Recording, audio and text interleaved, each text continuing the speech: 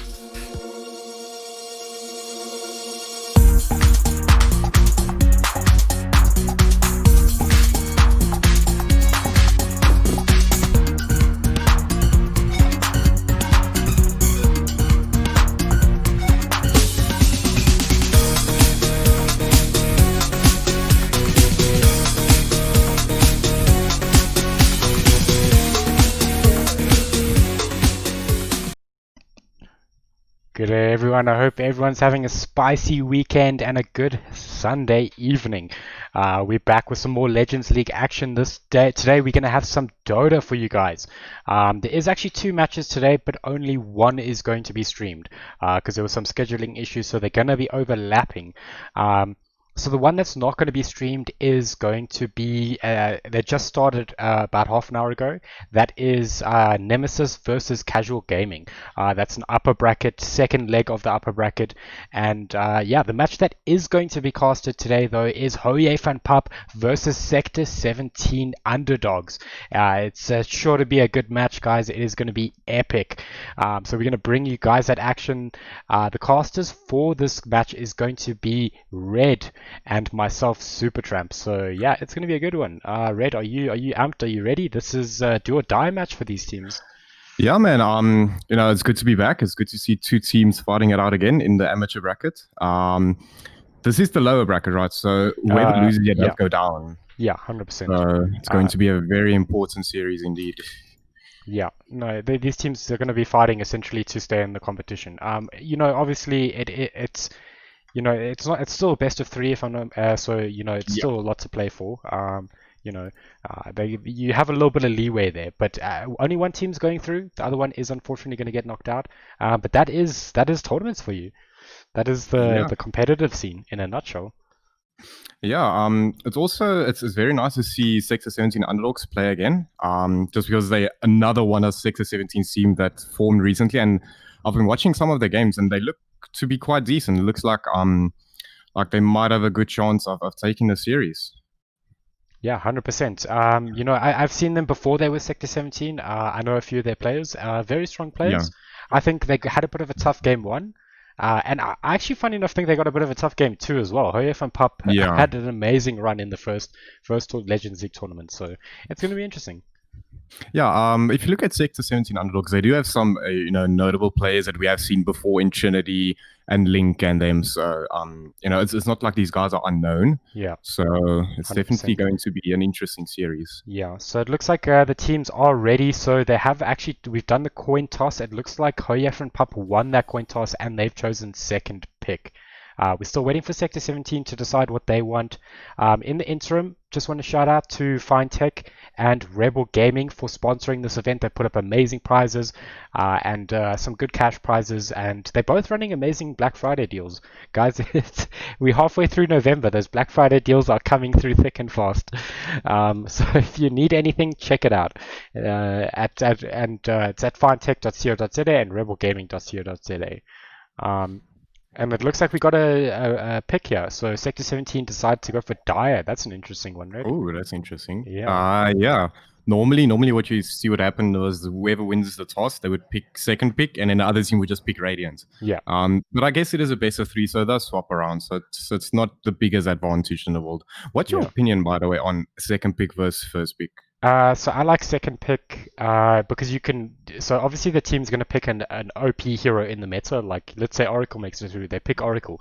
Now you have a double pick to react to that, and you can pick a strong duo. Or I see a lot of teams obviously go for the cores early on when they get second pick, which I actually like that as well.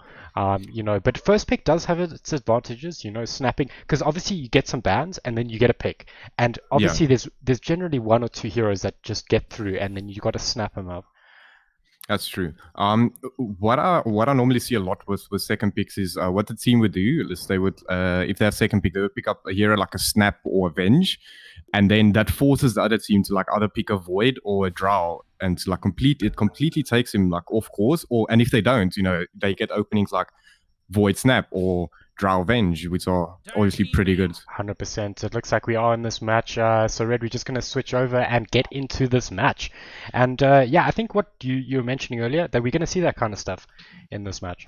I think as captains of these teams or drafters per se, is you have to.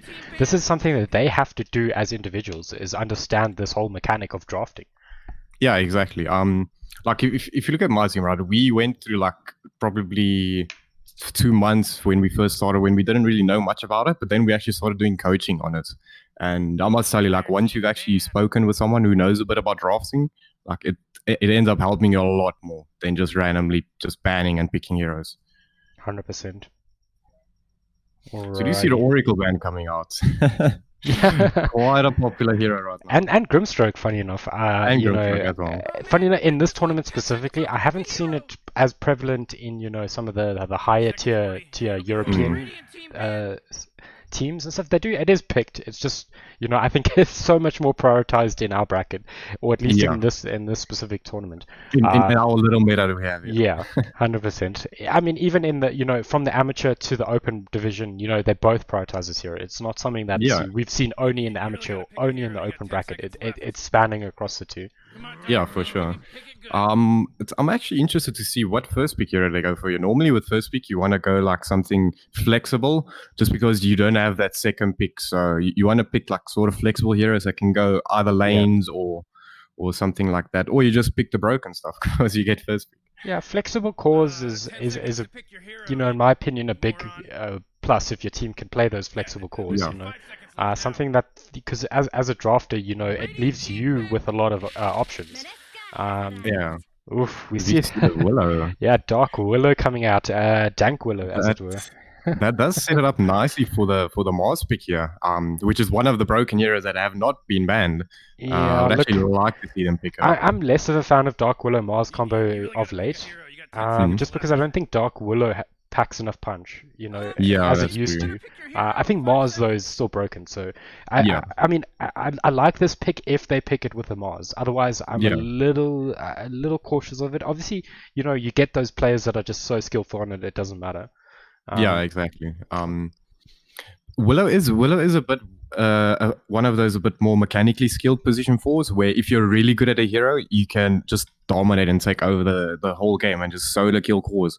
But obviously, if you're not the best Willow, it's kind of harder to do that. And they respond with a clockwork. I like that a lot. Alrighty, yeah. I'm a huge fan of this. I'm a little worried. Um, for the side of Sector 17, I think Clock is good against Mars and against Dark Willow. So, okay, they go with the See, Ogre. Ogre being. So they can I mean, pivot away from a Mars draft here. yeah, Willow as a pos 4 is somewhat versatile. So, Phoenix. ooh, that's an That's interesting. interesting. Yeah, that's. I mean, it's a strong laner. They Good team haven't. fight. Yeah, look, it did get nerfed if I'm not mistaken. It did, yeah. The early So levels is not as good anymore. yeah, so I haven't seen too much of it, but a good Phoenix player as well is gonna dominate his lane, have good team fights, and I love the Meteor pickup on Phoenix. Like, Yes, that's um, if I play Phoenix, I go Meteor Hammer. That's all I do. yeah. We do see Juggernaut getting banned out. I think that would have been a good hero against Phoenix. Obviously, you can get rid Yeah, of that attack speed slow. You're an agi core, so you're naturally good yeah, against egg. yeah. What's also good with picking the clock early is it kind of like stops them from picking stuff like Drow or Hmm. Awkward and all these annoying ranged cores where if you want to play clock or if you want to play like any of those heroes into clock, it's going to be a very rough Well, game. It also like blocks the Zeus. You know what I think is going to happen? So I was thinking Zeus, but I think Lina is potentially going to come out. I know Clockwork is somewhat good against Lina, but Lina has toolkits. Obviously, if you hook someone else, stun into it. But also Link is an amazing mid Lina. We see it quite prioritized from them. So I would like to see them either pick it up or Hoyef and Pup just ban it out, because Phoenix will have a difficult game um, against Selena.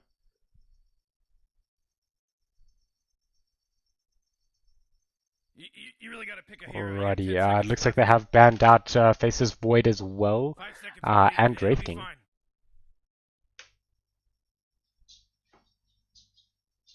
We'll see what they go for now. They do ban out the Anti-Mage, that's a bit of an interesting one. I'd say they have reasonable laners against it so far. And they actually banned out the Mars on Sector 17 side. Just, Mars ult with the Phoenix. That's some toxic plays. Red, are you still there? Alrighty, I think we've lost Red for a moment there, but it's not a problem. We are going to see Hoya from Pup go for their last ban here. I suspect it'll be another core. There's still Slark in the pool. There's still Troll Warlord, which is kind of good against Phoenix. Any agi core, and obviously the ranged cores will be better, but Clockwork, yeah, do so. Okay, there we go. Yeah, sorry, I had some technical difficulties. Not a But I'm back. problem. All good. Yeah, so we haven't seen too much here. We saw the Mars getting banned out. Ooh, Obviously, Phoenix, that's Mars, Dusa being banned yeah, out. Bloodlusted Dusa is going to wreck a egg. And, true. Clock can't really hook a Dusa. You don't want a Dusa stuck next to you. Yeah, that's not the one you want to go on. No, no, no.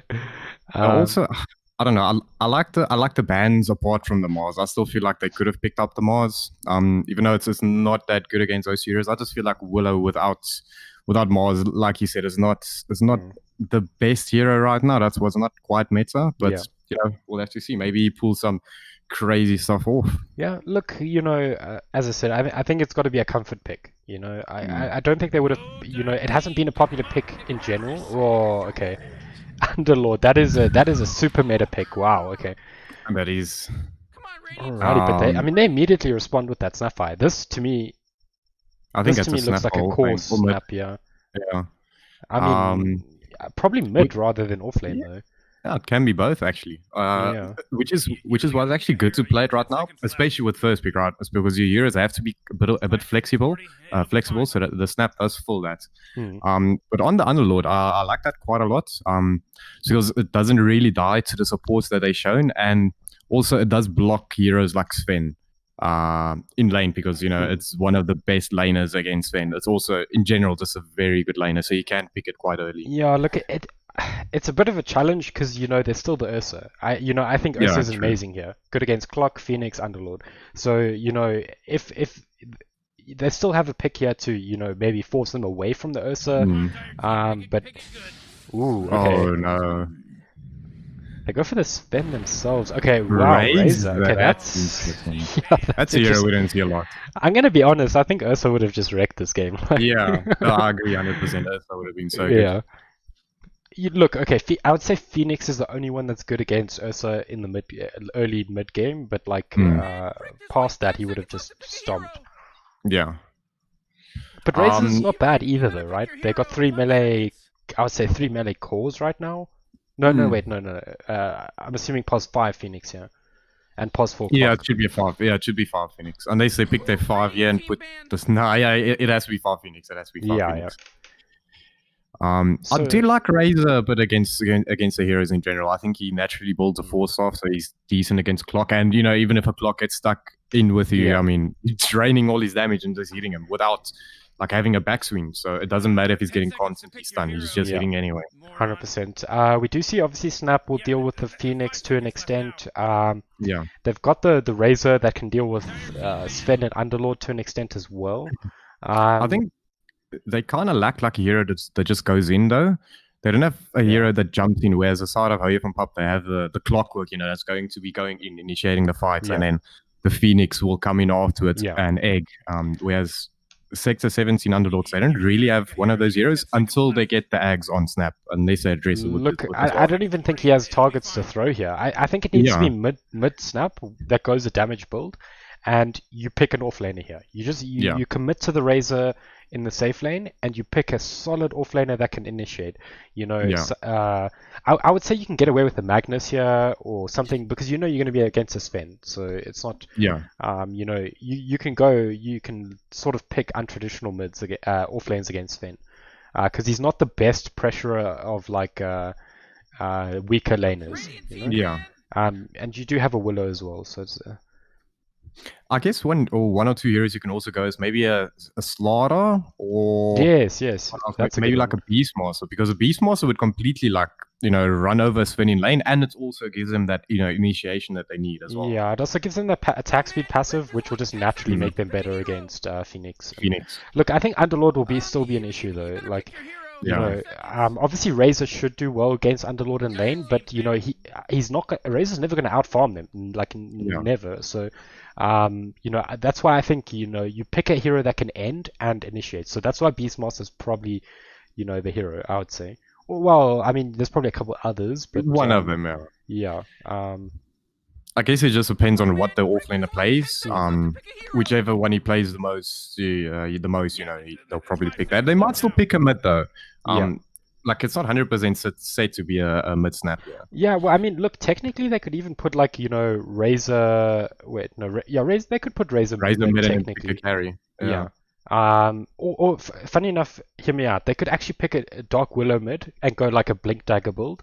And Oh. put Snap off lane with Ogre, Razor with obviously another hero, or switch it. I mean, that's next leveling a bit. I don't think they're gonna do that, but I they think actually. that's outplaying themselves. Yeah, well, look, I think they have options, like some Yeah, good yeah, options. they definitely do have options. Yeah. Funny enough, if they still win, if they could still go technically Ursa here, that. Ooh, Slark, so it is a mid raiser. I actually like Oh, that. well, but do we even really know? I guess you don't even really know. Yeah, we It don't know. Look, might be a pos 4 raiser. I think they're gonna put Razor pos 3 just because they Yeah, want that matchup against Sven. I don't think that it's could that be great interesting. against Phoenix though, if that's a pos 5 Phoenix. Yeah, But I think we'll just have to wait and see. I definitely do like Slark quite Yeah. a bit against their lineup. I think it counted just about all four of the heroes. Like it takes the Yeah. like all the debuffs and stuff away from Phoenix. It can jump out of cogs. It trades really well with Unlord and Sven. The one thing is, okay, yeah, they went Clinks. Okay, so I mean, Ooh. I was about to say I like Slark, but I don't actually think they're gonna outcarry them here.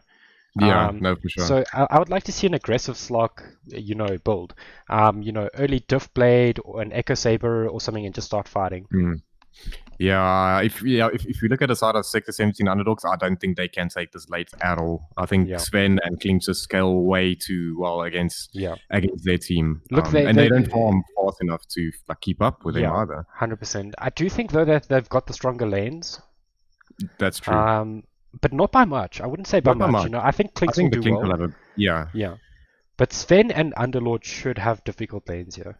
I've played quite a lot of Slark against Underlord, and it's a really good lane for you.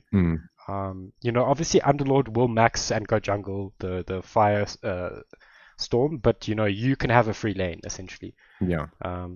And if you're against Phoenix as well, if they decide to switch that up a bit, you can always debuff that Fire Spirits. Fire Spirit, yeah. I think it should definitely be a clock 4 though.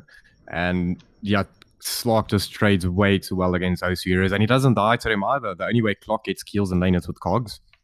Slark just bounces out. So. Yeah, 100%. So I definitely think if maybe they want to switch things up, just send Phoenix there. It will be slightly better for them. But I think they've just got to bide their time, accept that they're going to have a bit of a difficult laning phase. Yeah. But it's going to be interesting. Alrighty. Alright, so guys, this is Sector 17 Underdogs versus HJVP Pup. It is game 1 of the lower brackets. So let's see which team can take this. And I think Red, do you want to introduce the players for game 1? Yeah, I'll do the side of HJVP Pup. So on Sven we have Toxic Bunny. On Phoenix we have Henchman 21. Then on the Clinks we have Avo Obelisk. On the Clockwork we have Daimpy. And we have Papa Slong on his Underlord again. Awesome stuff. And then on the side of Dire we have Dark Willow on Ghetto Smurf. We have Trinity on Slark. Link on the mid Snapfire. Interesting to watch that. Then we have Swaksaki on the Ogre and Zan Lizardman. I don't know if it's Afrikaans or English. Like all of them are English. Zan Lizardman. Is that why you made me say it? Because like all their names are Afrikaans. No. I normally mess up the names. That's why I don't do it. Okay. I'm not much better, so. I like the way where you said Daimpy. Like you went for it. You fully committed. Of course. Oh man, looks like we're seeing a bit of action top there. Oh, couldn't it just trade? And Slark has got Essence Shift. I'm surprised he didn't go for. Oh yeah, he's trading. Look at that damage. He's just trading so well, and if Underlord gets stuck there, he just manages to get around there. Yeah. This could end up being a really rough lane for them there. But if we look at bottom, actually, Swain actually took quite a bit of damage there as well. They did end up getting the rune though. 100%. Yeah, so it's going to be interesting. I think they're going to have a tough lane. We do see Clockwork is with the Underlord. We're going to see the Clinks versus the Snapfire. And yeah, Razor versus Sven. I think it's going to be interesting. Yeah, I think in general this should be a pretty good lane for Razor, as long as they can keep the lane backwards towards their tower. Because if they can get the lane backwards, he can just link and run at the Sven, and there's nothing the Sven can do. I mean, they're going to have to do side pulls here. I think, they haven't blocked the camp, so, they've got to utilize that hard camp. And the lane is pushing, so this is exactly what I mean. If Sven walks up here, he's going to get linked. 100%.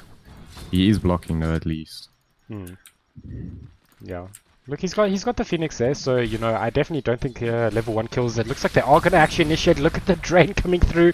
I mean, yeah, he's going to struggle to walk up to lane now. I mean... Yeah, minus 30. That's... Yeah, 32 damage as well. I mean, it's not even Sven that's taking the damage. Phoenix is actually taking the brunt of that. But yeah, that's... I mean, we said in the draft, it's going to be tricky, but, get some stacks up just to get what you can in lane. And, that's I think, how they should look at the lanes. Yeah, because at least the good thing about Sven, right, is once he's like level 6 with 3 points in cleave and he's ulti, like he can literally run through the entire jungle with just boots in 1 minute. We're actually seeing HJVP and Pup doing some interesting stuff. They actually pulled the wave and are going to meet it here. I like to see that. Just stop the Slark from, being able to just hit people. Yeah, hit you. Yeah, this I'm liking this quite a lot by what the Clock did here, because obviously he realizes like in a normal lane, if it's just meeting close to Dire's tower, like, there's nothing they can really do. I mean, if you look at this here, now Slark can't really actually farm here because his support has to go pull. So it's actually, taken an unfavorable lane and, kind of, I would say it's only level because, Slark's still going to he's just going to still eat the Agi. If we look at mid, actually, what's your thoughts on this lane? Who do you feel like should be at favor? Because if we look at the Snap, right, Snap does a lot of magical damage early, and Clinks, until he gets level 6, can be quite vulnerable. I don't think you can trade with the Clinks though. Like that is true. As you get levels, sure, but like maybe level 5 also. I mean, Phoenix is doing extremely well in the lane, but not stopping Clinks from farming right now. And you know, I think if Klinks gets up his items like Orchid, it's going to be extremely good game for him.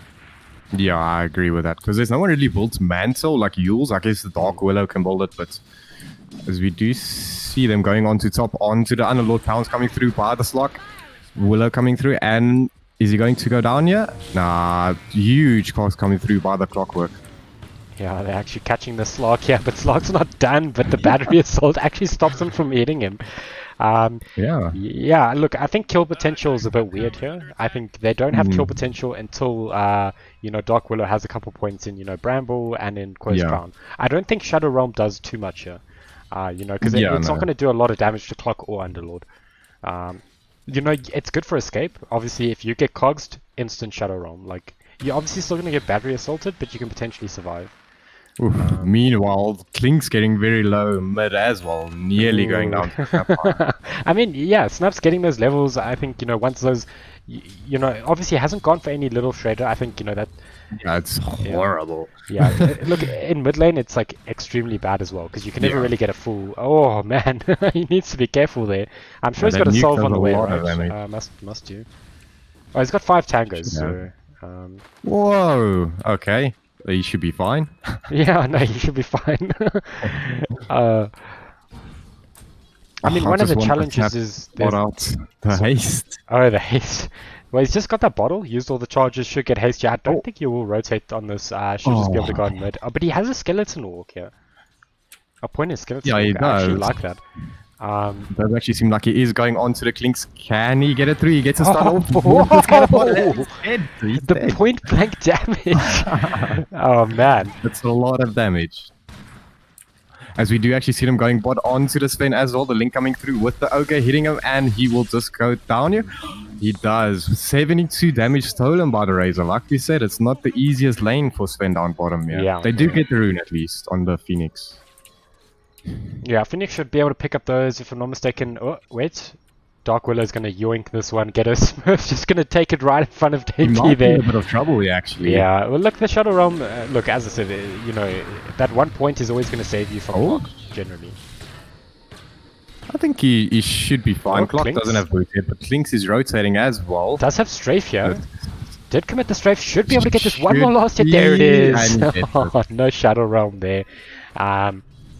But yeah, I mean, that's a good kill. They obviously didn't get the bounty, but, you know, revenge. Yeah, I would like to see the Snap actually just sending a Dust or a Sentry, because he has level 6 now. He can really easily kill the Kings, even with the backpack going, like...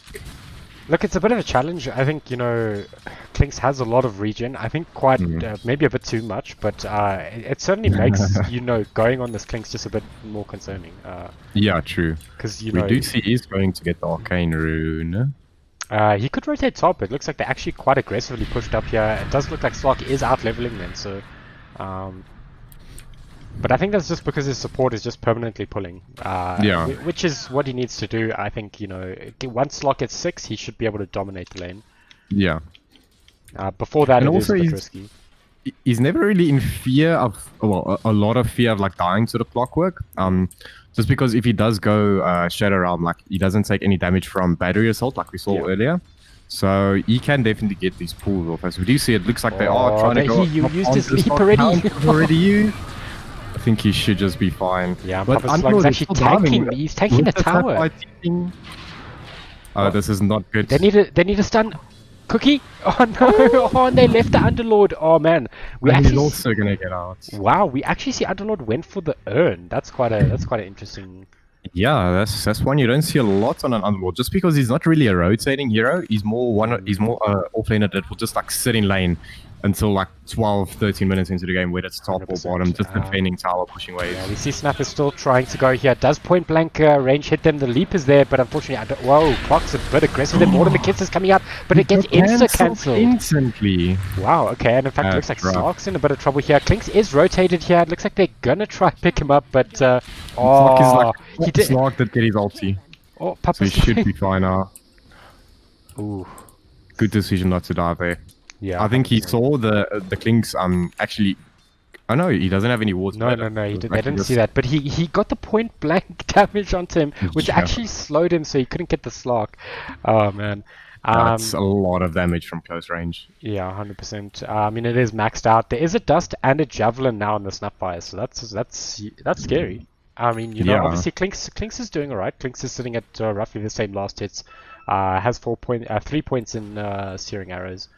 Yeah, if you look at net worth, actually, the Snapfire and the Sven, they're actually quite a bit ahead of everyone. As we do see him going down bottom onto the Sven again.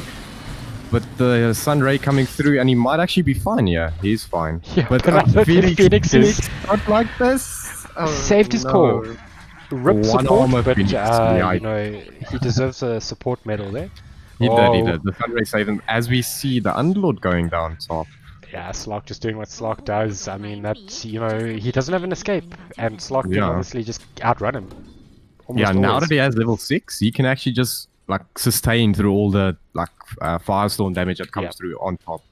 So 100%. He should be set there now. As we see, the Snapfire picked up a javelin. That's interesting. Yeah, gonna go for that Maelstrom, I suspect, or MKB.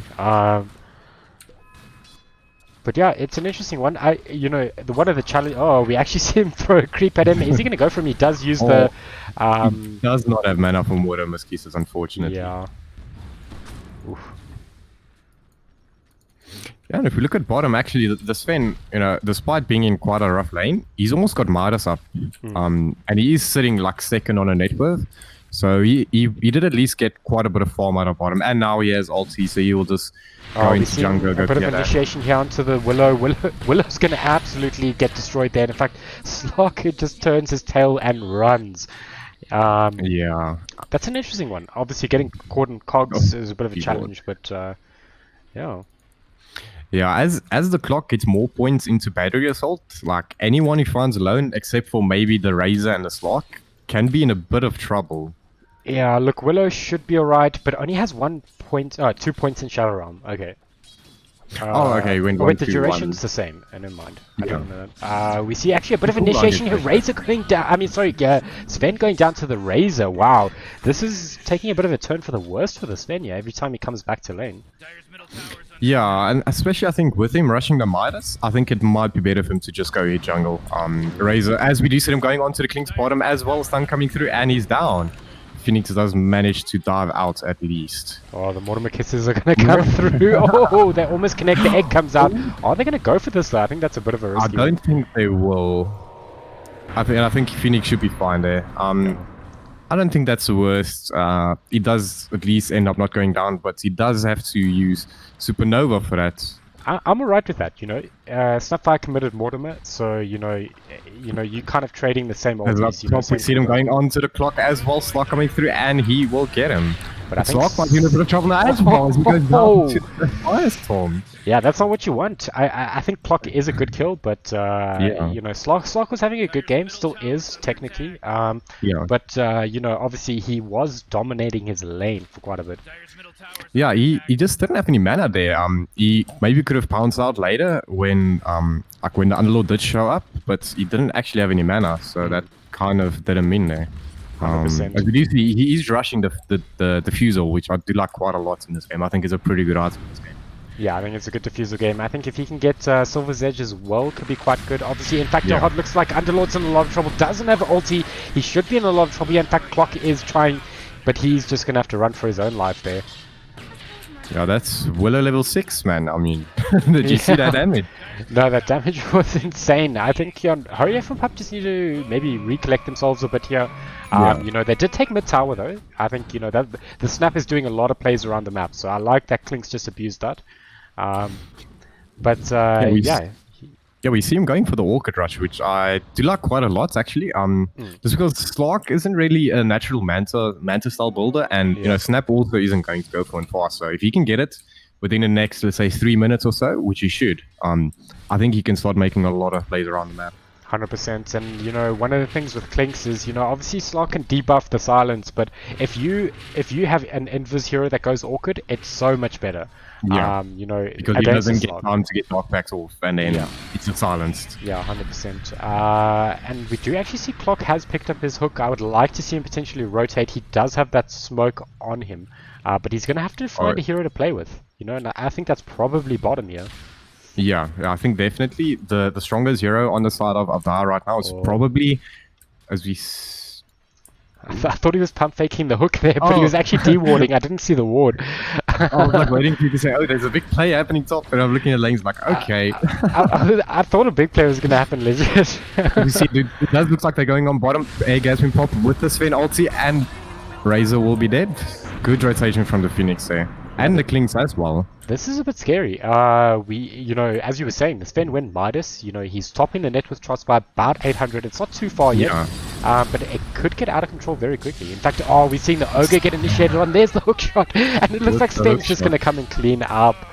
And it's like we said, though, right? Like the clock, he needs to go to a lane where he can actually do stuff. Yeah, that was a I good think rotation. going bottom was a good rotation from him. Yeah, but funny enough, you know, Slark, I would say is a good core against Sven, and he's not having a bad game. So you know, it's going to be interesting to see how that plays out in the later stages of this game. You know, obviously Diffblade is good, but Sven's going to get BKB, I would assume, after maybe an Ags. I see them sometimes go before Ags, but I kind of like it after Ags. Yeah. But I think that's just Ags as well. that's a personal preference, I think. As you do see us, they have popped a smoke on the Razor and the Dock Wheel. It does look like they are trying to go onto the Underlord. Pounds comes through with the...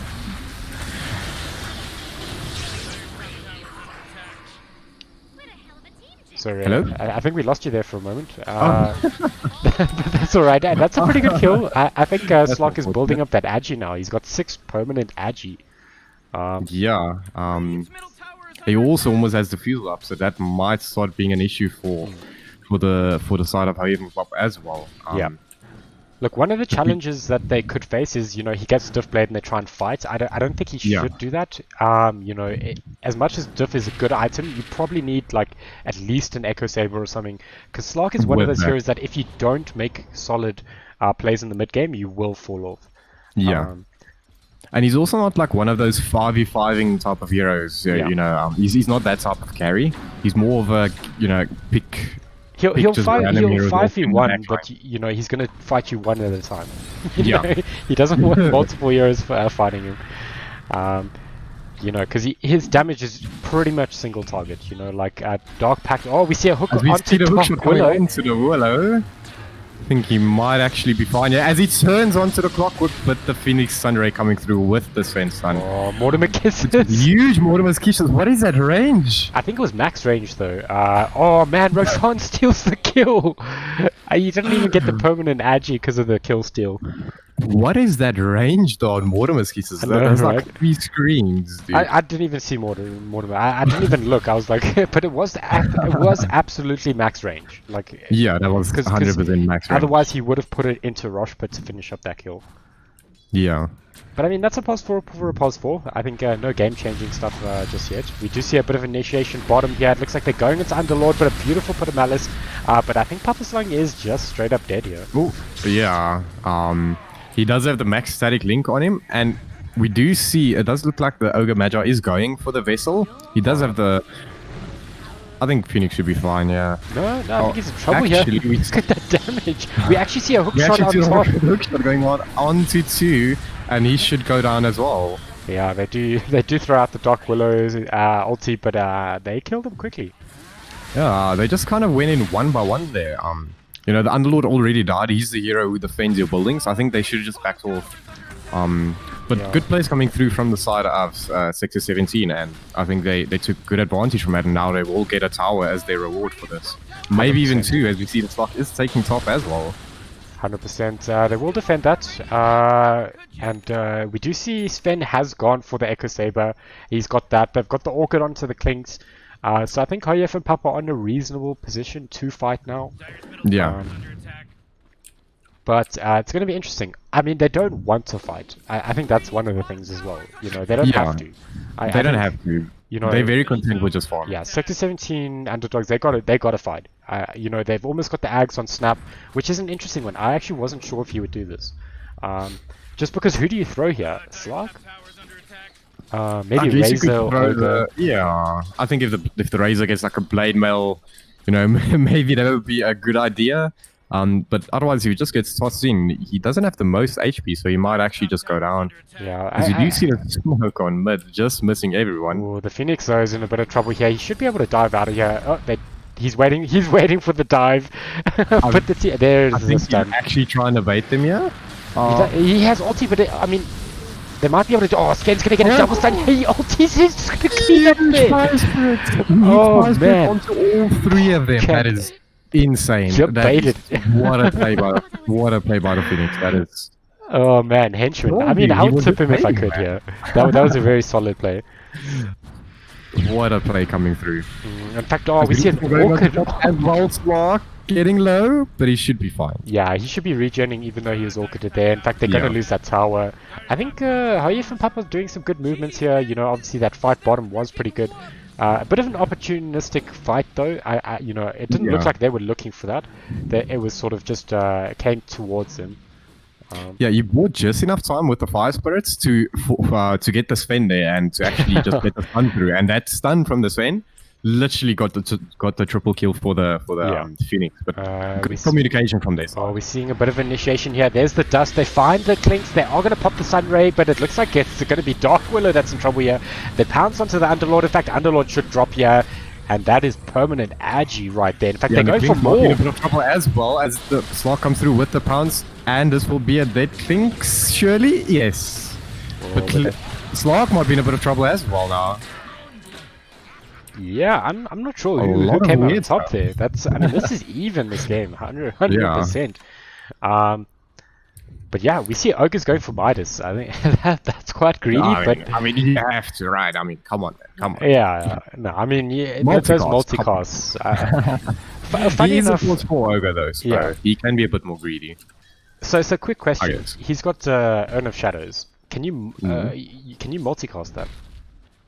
I remember speaking to this with someone a while back. I'm actually not sure. I don't think you can. Just because it has a cooldown, right? So if you use it once, it goes straight onto cooldown. But then again, so does Dagon. So I think it will, but it will just use up all your charges, maybe. Yeah. So I don't know if it's as we see the hookshot coming through onto the snap. But he does pop the Ace and String, and it does look like he will still go down. Oh, but they get the return kill onto Clock there. They're just diving in. It looks like Phoenix is in a lot of trouble here. It's gonna egg behind the tower. Sven should have ulti, Oh, he does not get it off, and Sven is actually going on to the Razor, and Slark might be in a bit of trouble here as well, with a lot of physical damage coming through, but the Willow ulti as well. Stun onto 2 with the Ogre coming through with the Fire Blast, and no one's dying. Unfortunately, no one is dying. But yeah, I mean, they got the Razor, they got the Snap, they lost their supports. Yeah. Not a bad... Look... I think that's a good trade for him. Yeah, look, it's a bit weird that they could have easily lost a couple heroes there. Sven, I think by rights should have died there. Just unfortunate that Snap is that hero that's going to clean up the kills, and he was initiated on. So a bit unfortunate there from Sector 17 Underdogs, but Sven doesn't have BKB for a good while, so that Snap's going to be very relevant, especially having that Ags now.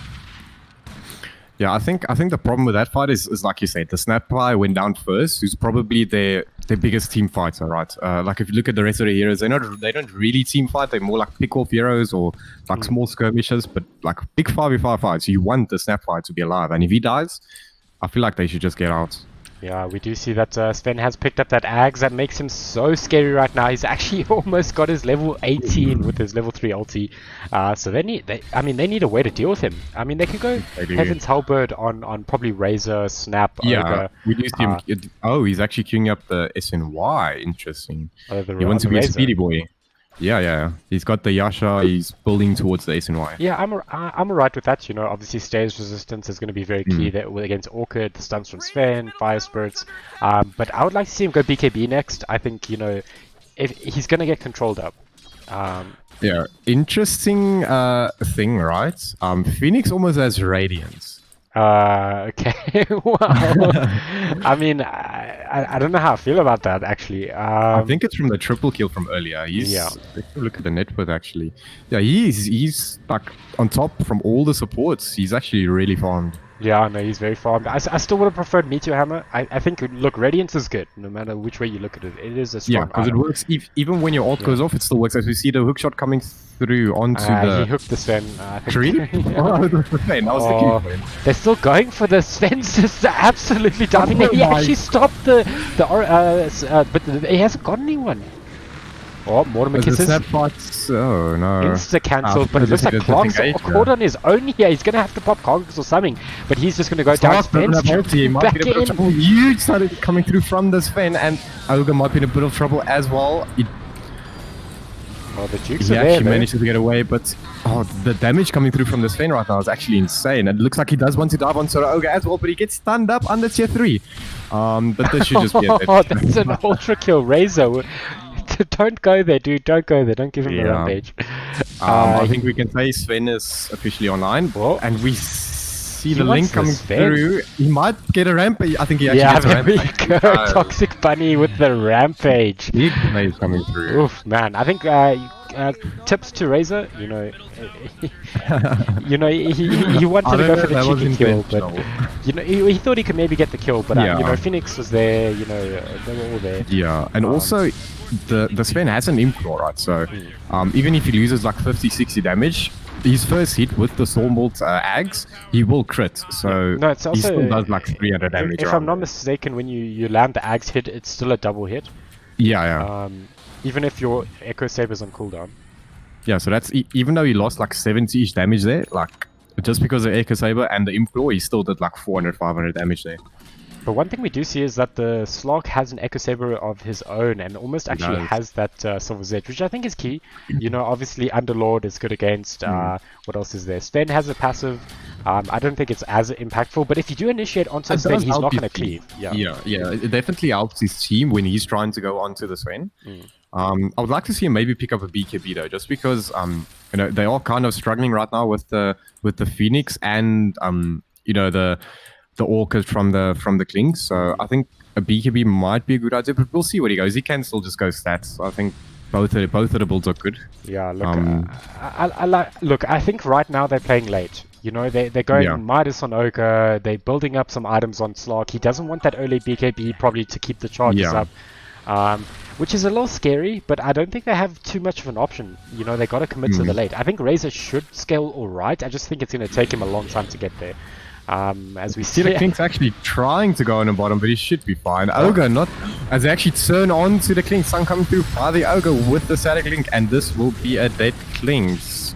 Yeah, that's a good pick off. He's worth 418. Looks like Ogre though. He's gonna win that. Going in. What he BKB'd for it? Oh man. Yeah. Twaxiki, that is worth, my dude. Jukes!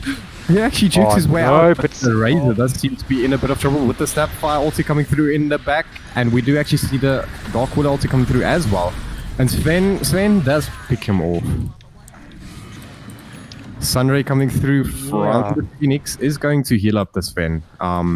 Bit of an interesting one there. I mean, the 10-second BKB, I think that's worth an Ogre 100%. The Razor, they technically got Klings. So, I actually think that was pretty good for Sector 17. Yeah, for sure. I mean, they do however lose 2 instead of 1. Yeah, they're going to lose this And while that happened, while all that weird stuff happened bottom, the Slog was farming. So he did actually catch up quite a bit. Look, funny enough, as Sven is bottom now, he doesn't have ulti. Oh, he shot a creep at them. They could actually look to fight here. No Sven ulti, I think they're waiting for this. Oh, as we see the Orchid going through top onto the Slog, and he will go down. He did pop. He was actually regenerating their damage. But wow, okay, he must have done a lot of damage. Yeah, it's 30%, right? So if you take like 1,500 damage, that's an extra 500, roughly. 500, roughly, a bit less, but that's still a lot of damage. We see a bit of a fight here. Sven coming through bottom with the Phoenix ulti. I'm not sure about that one. We do see the Razor does get a static link off onto the Sven, but the Sven just does not care, even without his ulti, as we see the Clockwork hookshot coming through onto the Razor as well, and he will go down. Man, what that? I mean, it looked alright. When he was linked up the Sven, I was like, that's good. Okay, cool. And then he storm bolted in the back and broke the link. Yeah, look, the challenge was he was too close to the egg there, the Razor, unfortunately. Yeah. It was a good play from him. Just he needed to be slightly different position there. Yeah, I feel like if they wanted to try and defend this tower, they needed to bring more heroes. I think they were only those 3 here or 2 there, and then other people came.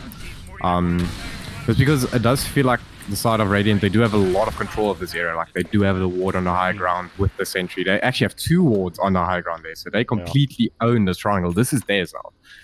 Yeah, no, you're 100% right. Look, I think they can group up and fight. I think I saw the Silver's Edge come out. On the star.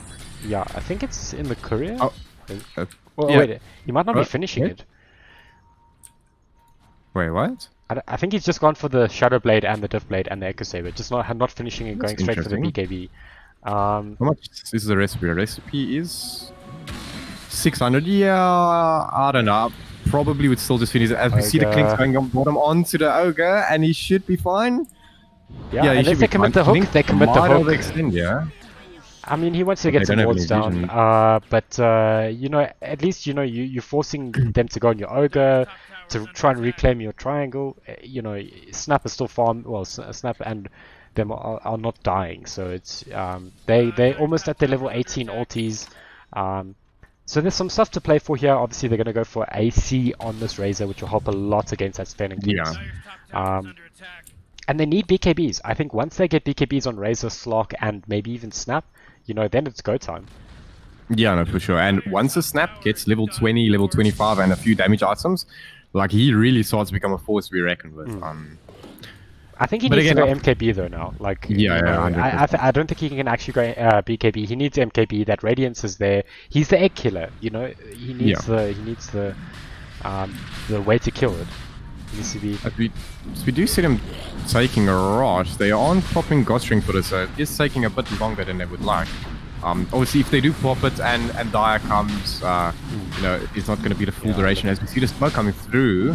They have a Jester on this Clinks now, but I think they're actually going to initiate onto the clock here. He should fall. There's the Aegis is on the ground. Can they get it? Razor's actually cutting them off the back line. Clinks does get it. Actually, the Sven gets it. Right, and that should be Razor going down. He's got 4 heroes going on him. Look how fast he is, though. He's actually running out. Does he actually just run away? No, he doesn't. Okay, I mean, that was a dieback on the clock, though. That was. Yeah, he jumped in again. First, he jumped into 5 heroes, and he decided, okay, you know, that wasn't good enough. I'm going to jump into 4 heroes. But yeah, you know, the Aegis almost got stolen there with the Dark Willow ulti coming through. I mean, I thought Razor was going to get it, but he wanted to also chase to get that damage, you know, because nullify what Sven can do. Because obviously, you know, that's kind of his job. It's you know, he's never really going to catch a Clinks unless they have like dust and, you know, focusing him down. Just because he's a fast boy.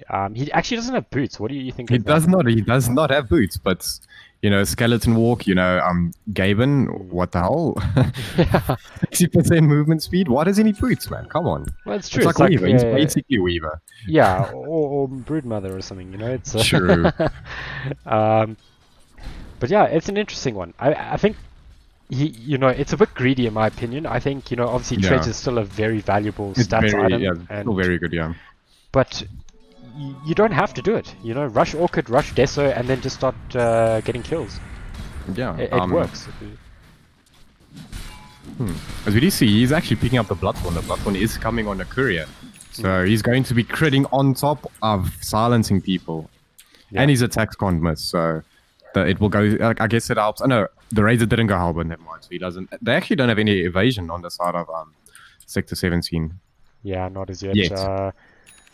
Look, I don't think they're going to get evasion for an insanely long time, you know, because we see that the BKBs are being prioritized from Razor and from Slog. And Butterfly is kind of bad. Snap went for a 4-staff. I mean, I know that's good against Clock. Obviously, Clock's job is to stop the Mortimer Kisses, so he needs a way to get out of that. Can't you cookie out of it? I think the animation will get cancelled if you have battery assault on. True. Yeah. It's actually interesting because the cast time isn't that long. So I think you might struggle a lot. So I think if you time it perfectly, you can get out. But it's like very hard to do. So actually, I don't mind. Look, it's also full stuff is technically good against kiting, Sven, and Clinks. So you know, I'm alright with that. I just think he needs that MKB. I think it's like a pseudo blink, right? Because normally the snap powers would go blink and ags, as we do see initiation going top on to the Razor. He's already dead though, unfortunately. Yeah, he should be dead. But that's fine, you know. Don't take that fight. In fact, we see a hook here. This could be a bit of a problem for Clock. Yeah. that think was a Denki's having a brave lot play, of fun on his Denki. clockwork. First it was there, and then he bought back, and then I think it was there, and now it's there. I think he's just having so much fun on this clockwork, man. Yeah, I know, he's just balling. I mean, you know, it's good for the side. I mean, they got a permanent agi there. I mean, Slark's level 20 now. You know, I think Slark's going to scale reasonably well this game. Yeah. And you know, he's not far off BKB. He's sitting on about 3k gold. Yeah. But the only problem is even with BKB, with a God Strength Sven with Daedalus, I think he gets 4-shotted. Maybe not even like 3-shotted. If he gets a crit or 2 no, I from mean, Sven, he's almost level 25 on this Sven, so you know he's probably going to go for the Yeah. God Strength damage, I would assume. And then he's going to be very scary. Yeah, look, they've got ways of kiting him. You know, his BKB is down to 7 seconds, but you gotta be worried about that Sven just supermanning in. I mean, that's going to be a problem. Yeah. You see pipe being popped here. It looks like they are gonna. This Underlord is quite tanky. Yeah, you don't want to initiate on him. In fact, they're diving on. Huge. Oh, he got the dispel off. Stormbolt coming through. Yeah, he took the Storm members as well. As we see the Phoenix egg coming through, and the Snapfire goes down, actually trying to take out the egg. It does not do enough hits anymore. We see the hookshot coming through onto the Slark, but the Dark Willow ulti does come through at least, and Slark might be in a bit of trouble here as he does go down. Huge stun coming through by the Sven, and he does just cleave through, and the Snapfire does die back. I mean, Razor's got a ton of damage here, sitting on 140 damage. Could kill the Sven. Actually goes into the base. But I mean, he has Aegis. He has Aegis. Yeah, he has Aegis. He should be fine, but the buyback comes through from the Razor, actually. Oh, not like this. No. The Razor actually gets him out. I mean, this is a bit throwy. I don't know. They could TP this tier 2. I mean, there's no. Should be fine. Slark?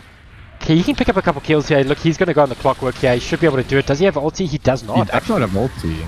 Oh, but Razor could do a bunch of damage here. It looks like Slark is going to be coming back in. Down, yeah. Oh, the crits! He crits him twice! Oh man, but he should fall here. This is going to be a lot of gold. Wow, BKB was gold. A lot to come off cooldown. Yeah, unfortunately it would have been physical damage. Far, they actually brought down the Clinks as well. They did. I think the damage is a bit too far there. Yeah, that was a bit too far. Look, okay, they got the buybacks like in huge handfuls. Yeah, but I think it was 3 buybacks. Yeah, I think they lost the Sven, which was about 1,000 gold. Clinks, which was about 550. Let's actually look at the fight recap. So about it looks like Hoya from Club came out on top of the gold, and XP, but it was reasonably even considering how many buybacks they put out. Yeah. I mean, you know, Razor's okay. He hasn't got too. Yeah, they're still quite a bit away from their BKBs, which is a bit of a challenge.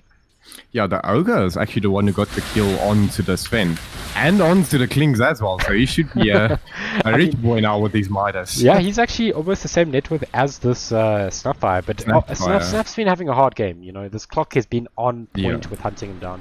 And you know, obviously he died back there and got 0 kills, which hurt him big time. I mean, that was what also happened in that fight is the Phoenix ulti came through and the Snapfire tried to focus it down with Little Shredder, but because the Phoenix is literally level 18, it takes 10 attacks to destroy it. So he committed like hard onto killing it, and he didn't. And then he just ended up going down. Look, it's a problem for them, you know. And that's why I'm not a huge fan of Snap against Phoenix as much, because you know you kind of need the attack range. Where's it? Isn't there a talent or something that increases your Little Shredder? Dragon, the Little Shredder uses your attack damage, and there's also a multi-shot talent. Okay. There's 2 talents. Yeah, look, it's a bit of a challenge. You Little Shredder, and then you need to focus it down, but you'll just die. In fact, we might even see initiation here. Oh, that's a lot of damage, but I think he should go down here. He needs to bottle. He needs to bottle. He needs bottle. Oh, he should fall, but he might actually get the return kill here. He's might be in a bit of trouble here. He's dusted up, but the huge hookshot coming through by the clockwork, ulti being put by the Slark, and the Razor does come in. I mean, he's getting a lot of damage. He's egg in the back onto no one. Oh, it's going to hit onto the Ogre. Also not the best target, but the BKB. Oh, he's got a moonshot. He should hit buildings. Oh. Hit buildings. Toxic Bunny. You got so much damage, dude, and They so much just want to attack go, speed. man. I really like the way they play. You know, this is what Martin. Just throw and just it doesn't matter. Just dive them. We win. Otherwise, it's fine. Yeah. No, look, But I think they might be in a bit of trouble here now. With 2 people down without buyback. Yeah, it's a bit of a challenge. You know, obviously they're tanking a lot of tower hits here with that glyph, so they can maybe make a play here. There's no Aegis technically, but it looks like and Gottrink is about to wear down as we see the Sven going huge stun onto the Razor, and he does go down. Yeah, he's down for a long time, 103 seconds, so I think that is should GG. be GG. Yeah, we'll just wait. And Slaw, because he's not getting the BKB, he doesn't have the gold for it. I think this is just GG. Yeah, unfortunately. To see the pressure being called by the Phoenix and Ulti's in the fountain set. But that is GG, guys. Yeah, tough game for interesting Sector game. 17. You know, I thought they had it early, really well. Yeah. but you know, Sven is just. I think he's got to be a hero. You got to remove. You know, as much as you can have counters, it's just too good. He's gonna farm and come back. Yeah. I think yes, Sven definitely still top 3 carries of the patch. I think if you don't have the way to deal with it, you gotta ban him. 100%. I did feel like they kind of addressed it with the Slark pick, but like the rest of the heroes were just very bad against Sven. Yeah, look, Razor's gonna do alright. But you know, he's only gonna do alright for so much. You know, in the laning phase and maybe a bit into the early mid game. But once that Axe comes out, I mean, you know, especially with the Dispel, because, you know, Razor went the Yules build, and he just dispels him out of there. Yeah, I think that's the part that's broken with Sven right now, is the fact that he can dispel and the cooldown reduction talent as well. So you actually you have nothing you can build to actually really get away from him. You know, you can't build a Ghost Scepter, you can't build a Force. Well, Force Staff doesn't even help. What else? Yules doesn't help. Nothing really helps against I mean, it. you need glimmers. You need glimmers. You need Force Staffs. You need halberds. But you know, those are not cheap items. You know. And if you look at like some of the other items that actually counter it, like Blink counters it, but Blink is not really an item that's very popular right now, just because it gives no stats. So it's not very it's not a good item. You know, it's 2k gold for something that just positions you. I guess Solar Crest is decent against it, but again, if the Sven BKBs, he doesn't get stunned. Lincoln's is good. I don't know, man. I feel like this hero definitely needs to get a nerf next patch, but maybe the way the game works changes. I don't know. I think they need to change the way stage resistance works, because you know, you can't get items to deal with it, but like Halberd is technically supposed to be good against him, but you know, he can just go Sanjin Yasha, Satanic, and good luck. They don't care. Good luck abyssling him, even, you know, like good luck orchiding him or anything. You know, it's just like, I mean, he's basically almost Ursa. And you know, I think that those items are just good on any core. You know, like, and that's my problem with it. You know, is and I think that's what they need to address. You know, it's. I think Sven as a hero you can kind of deal with, but when he gets stage resistance and BKBs and you know, those items are too good, because those items nullify everything you do against him, because not only can he dispel everything, but now you can't do anything to him. So you know, if Icerog, if you're listening, nerf stage resistance. I guess Yules is like okay because you can like use him, but again, if he BKBs, if the Sven BKBs with Ags and his talents, there's nothing really stopping him except the Glimmer. But you know, hopefully he's not just going in against 5, and there will be a support with a Dust. Yeah. I don't know, man. It's just look. I like Glimmer against Sven. It's my general go-to item as a support player. Because you need a way to deal with that dispel. I find that dispel's maybe a bit too broken. But yeah, it's not the end of the world. You can obviously still you know, kite him and stuff. We saw the 4 starts coming out you know, on the Grimstroke, so that wasn't you know, that was a good item in my opinion. But you know, maybe they shouldn't have gone for Snapfire. Maybe. Yeah, I think the snap pick was a bit weird, just because they didn't really have anyone they can throw in. Even when it got to that point, right? Like the Snapfire rushed the Ag, you know, you got it at a good timing, but there's no one you really want to toss in. I mean, if you toss the Razor in, he just kind of feeds, and same with the Slark. Or if you throw the Slark in, he has to pop ulti, and then then the fight's basically over because your Slark doesn't have ulti anymore. And if they didn't get the Sven, then they're just going to die. 100%. We are just waiting for game 2 to start, guys. They're just taking a bit of a break to get coffee and smokes. Yeah, I'll be back in 30 seconds. Alrighty, no problem. I'll be back now.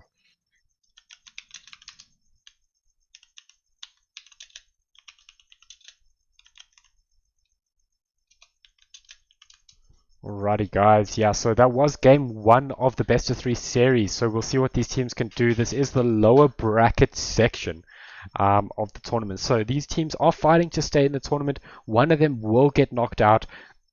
But yeah, I mean, we saw a reasonably even game. I think just Sector 17, just their draft was um, a bit too weak against the late game cause.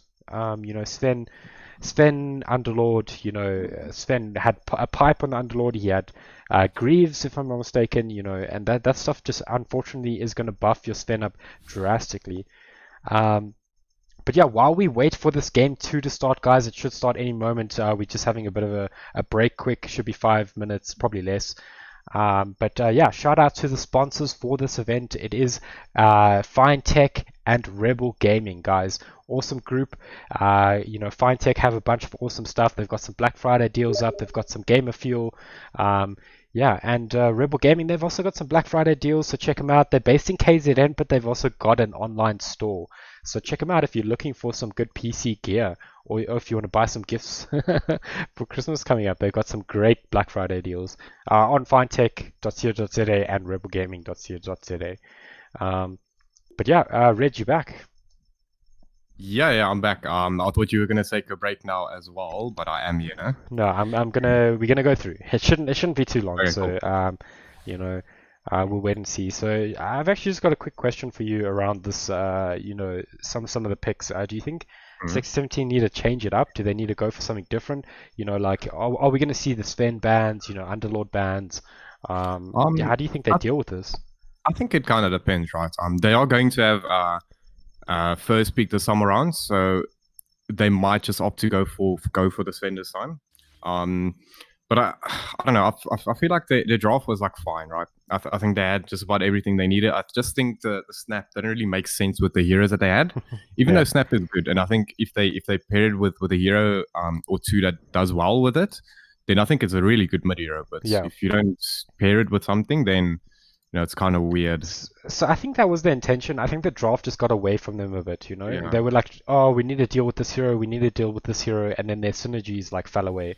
Yeah. Because they did pick up some good synergistic heroes, like they had the ogre that can synergize with a strong carry, which they kind of got a Slark, but he doesn't, he's not like one that super abuses Bloodlust because he's too fast. He's never really always around your ogre. Ogre has to kind of chase him down to get the Bloodlust on. Mm. Obviously he does like Bloodlust, but he kind of doesn't play like with an ogre as much as Yeah. other cores do. Like a Juggernaut or a Sven. There's a few others like Luna. Mm. But yeah, so maybe they just lost a little bit of that synergy. Where Slark was a good pick, but unfortunately they had the ogre. So as much as it was good against their enemy heroes, maybe the ogre could have been a different hero. Maybe. Yeah. I was thinking that as well because they picked the ogre into the clock, which is not the best matchup for an ogre. He literally can't get any of his spells off if he has battery assault on him. I would have maybe liked him to maybe go for let's see. Well, actually, that's the problem with Clock, right? He's such a good four. Like he counters just about every other pause four in the game. Maybe a tiny four or something. I don't Yeah, know. look, I would Clock like to is see very good. Tiny. Just in general, I think the hero is broken at the moment. I completely 100%. detest the hero in my pub matches. But they need that. So they didn't have any major playmakers. They had a lot of Mm. like solo strong heroes like Razor, Slark. But none of them make plays. None of them are, like you said in the drafting phase, none of them are going to quite initiate. So, Mm. I think, I know Axe was banned, but, if they can get a hero like that, maybe they can get a Centaur. Slaughter, you mentioned, would have been a good one, and I think that would have been quite nice. Yeah. It's also a very good lane against the Sven. Mm. Look, yeah, look, Um, he's gonna bomb against that lane. Razor would too, but what does Razor do after that? That's the thing. yeah. Because we saw Sven die, but Sven was like, okay, well, I'm just not gonna come back to lane. Yeah, and I um, mean, even though they got like the 2 kills on him bottom, like he was still like near the top of the net with like most of the early mm, game, just because he pushes out waves so fast, so he doesn't really have to lane against the Razor. He just pushes wave and go jungle, which is what he started doing really well. But then they did catch him out that one time, around like minute 10 or so. But it didn't do much for him really, because he got his Midas, he just went into jungle and he did his own thing. yeah, 100%. Um, so yeah, it's an interesting one. I mean, yeah, I think it was a tricky draft from them. I think play Mm, wise they did well. The Snapfire did very well. I think Snapfire technically won mid, but not enough. yeah, Um, but that is the nature of Snap. It's not going to out farm a Clinks. It's not going to out scale a Clinks. But so maybe they just need to go for something a bit more traditional. yeah. Um, I'm interested to know what was your favorite play of that game. my And I favorite think I play. know. I think I know what it is, but I'll hear what yours is first. Oh, geez, I got to think about what even happened in that game. uh, oh, the Phoenix. The Phoenix play has got to be the Yes. Phoenix play. Yes, Oof. 100%. Oh man, that That's was like great. definitely one of the plays of the tournament. That was insane. Yeah, I'm definitely gonna go clip Very that. I'm gonna clutch. go clip that after the 100%. stream. I want to see that again. Yeah. Like, and we also saw him rushing the Radiance, which ended up being quite nice. I think it's a bit greedy maybe to go it on a pause 5, but with the amount of farm that he had, he was basically the 4. With the clock just being like the sacrificial lamb, the one just jumping in, just getting stuff to be thrown on him, and then the Phoenix comes in afterwards. And I Yeah. think that might actually be why that one fight, the Snapfire, when he tried to get the Phoenix, I think maybe with the Radiance burn, that's why he didn't get it. Because he was missing Um. quite a lot of the hits. So just to confirm, what hero was picked first in that game? First pick was the. Oh wait, Clockwork. what team?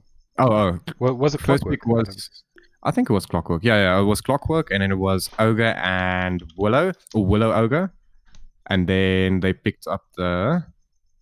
So the starting team needs to be Radiant, right? It needs to be Sector 17. Wait, who Yeah, got? sick.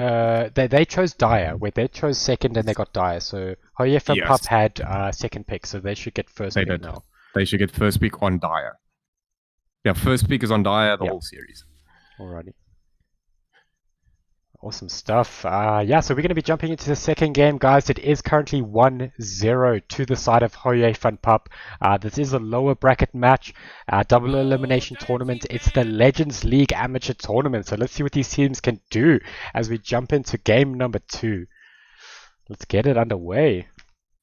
Yeah, I'm interested to see if they go for the usual bans again, or with what the heroes they saw in the previous game, if they might just ban one of them out. So if they will ban the Oracle again, or if they maybe will just ban, the Phoenix or something like that. Yeah, It'd look, be interesting to see.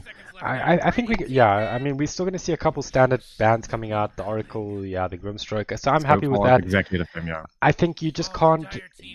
I think Sven has to go out in the second ban phase. I think Yeah. you want to avoid this this like ogre pick potentially. I think it might be a bit too single target. I think they need to go for a bit more of a team fight Initiator. lineup with initiation and a bit more synergy. So yeah, I think they know that and they'll be looking for that. As we see the standard bans coming out from Hoya from Pub Axe again. I think maybe they did a bit of homework. Maybe Sector 17 Yeah. have been prioritizing that axe.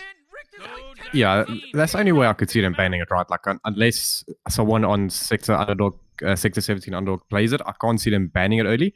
I think it's a good off laner, but I don't think it's like first phase bannable like Mars, for instance.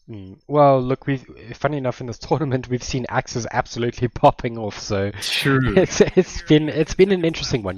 Maybe they're just considering this as a bit of a kind of micro meta ban. Yeah, I see it. I'm down with that.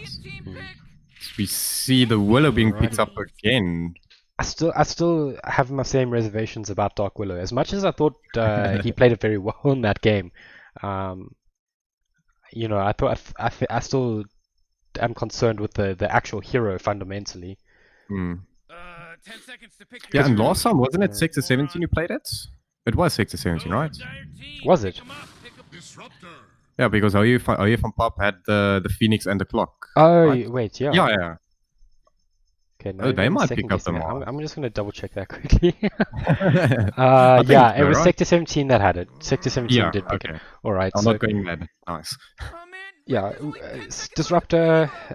Yeah, he's all right. I think he's in the same position as Dark Willow. I think fundamentally the hero is not in its prime, as we don't see it too much. But you know, there still has reasonable toolkits. You know, good Yeah, synergies with a lot of other heroes. true. So And it also, the good thing about it, it does block the Void ban, the Void pick, the Faces Void, just because it's one of the very, very good supports against that hero. It's a good laner. yeah, It's got catch. I just feel like with Disruptor, if your team isn't on the front foot, the game is very hard. yeah, 100%. And in fact, I think Hoyef and Pup are probably looking at. Oh wow, okay, Ooh, that's an interesting one. I love Sand King as a pos 3. I really I do. do. I think it's a Um, very good hero right now. I don't know how. I don't like it against Disruptor, but you know, obviously that's Yeah. only one of their heroes, so we'll see. You can actually dodge the glimpse with Burrow Strike if you Yeah, time it right. you know, what I mean? That's going to be a very tight one, but Very, very hard to do, and I'm Mm. sure the Sanking spammers like know how to do it. When I tried, I looked like an idiot. But who knows? Maybe he knows how to do it. Oh man, It would be nice to see. see a Queen of Pain being picked up. I would say that's reasonably strong. I think they don't have enough lockdown, but it's not a bad pickup. Yeah. The good thing about Guapas is you can play it in a lot of positions, right? You can play it mid, you can play it off lane, you can play it for. I actually have no idea where they're putting the squad, to be honest. So I'm not even sure if they do. Maybe they just picked it early and like, okay, we'll see how the draft goes. Maybe we put it on 4 if it looks like a bad co-op game. Otherwise, we put it mid. Yeah. I would say if I was on the side of her from Pup, I would say it's probably going to be pos 4 as the draft unfolds because you know, picking a quap early, you know, it's never going to have a good matchup generally because you know you don't want to give like you don't want to pick a mid hero if you don't have last pick that's going to lose to a queen because then they're just going to pick another hero.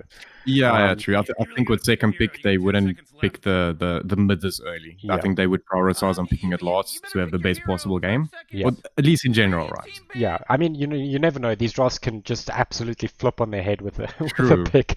As we see Void Faces Void being banned out, Lifestealer being banned out, Juggernaut being banned out. I think those are all good. You know, Lifestealer would have been amazing against Disruptor, against Quap as well. So yeah, I like And those. also the Void banners is kind of good because they do have the Disruptor on the side of Sector 17, so they can pick up the Void. You know, it is something they can throw in Crowder afterwards, and it's also, like we said, a natural counter to the Void, so that hero is already out. Like they're not playing against it.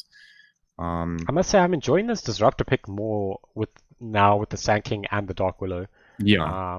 You know, I initially was a bit concerned, same with Dark Willow, but I think Disruptor, it's good catch. It's good ways of dealing with Dark Willow. You know, you can't really Shadow Realm out of much of his skills other than dodge or glimpse. But you know, he's still got Thunderstrike that's going to continue. He can still kinetic field you. Obviously, the ulti is amazing against Sand King and Dark Willow. Yes. So I definitely like this. It's Look, Sand King can be scary though, because he can go for right now. He could do like a weird pipe build, like blink pipe, and then you know, good luck killing the Sand King. You know, he's gonna be a beefy boy. Yeah, I watched this video from BSJ the other day where he was playing Sand King offlane, and he rushed the pipe into, I think it was pipe blink Yules or pipe Yules blink, and he was just unkillable in that game. Yeah, the thing with Sand King is, you know, you got to remember, if I'm not mistaken, he's a strength hero.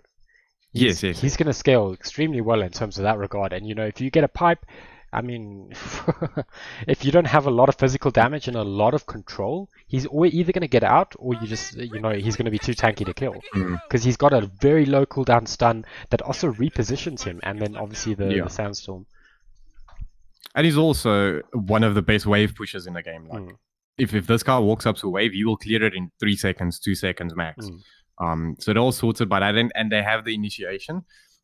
That's why I like Sand King. He does so many things so well. As we see the Tide being picked up, they have the initiation sorted. Yeah, 100%. I do like it, gives them that lockdown they were missing as well. Mm. Um, I think obviously they can pick up, something that's just going to deal with the tide 10 now, seconds to pick your but hero. it does resolve some of their issues. They can deal with Yeah. counters. The one thing is, I think in the previous game is they were so focused on countering, they just didn't build their own draft. Exactly. Whereas It's just here they're building their own gonna happen. draft. It's Yeah, I completely mean, switch around. normally it's better to have like your own idea of drafting, like your own sort of lineup that you would like to go, and then you just ban accordingly. And if you see one hero is banned, or you just swap it out. I feel like if you go into a draft without a plan and just like, okay, we're just going to counter pick everything that they doing, I think 90% of the time that does not work out, because then you'll end up in a situation where you have like 3 heroes that do the same thing, and then you're lacking on one end. Like last game, they had like 3 heroes with good with like good what you call like solo pick off, but no initiation. And we see the Viper coming through, and this side instantly countered. Yeah. Funny enough, oh, okay, wow, they go for the Bloodseeker as well. I'm loving this. I love Viper, I love Bloodseeker. I hate it. Look, I hate Bloodseeker, but I love it this game. Yeah. Sand King I think can't, it's a good Bloodseeker game. he can't be elusive. They can go Veil, then Disruptor, Queen of Pain become like, insane. He gives them a bit of physical damage. I still think they need more though. Yeah. And I got a feeling, actually, I don't know, where does he lane? Yeah, you can actually go all 3 lanes. Oh, this Tide is Oh man, Tide. not a happy boy. So that's a mid Viper then.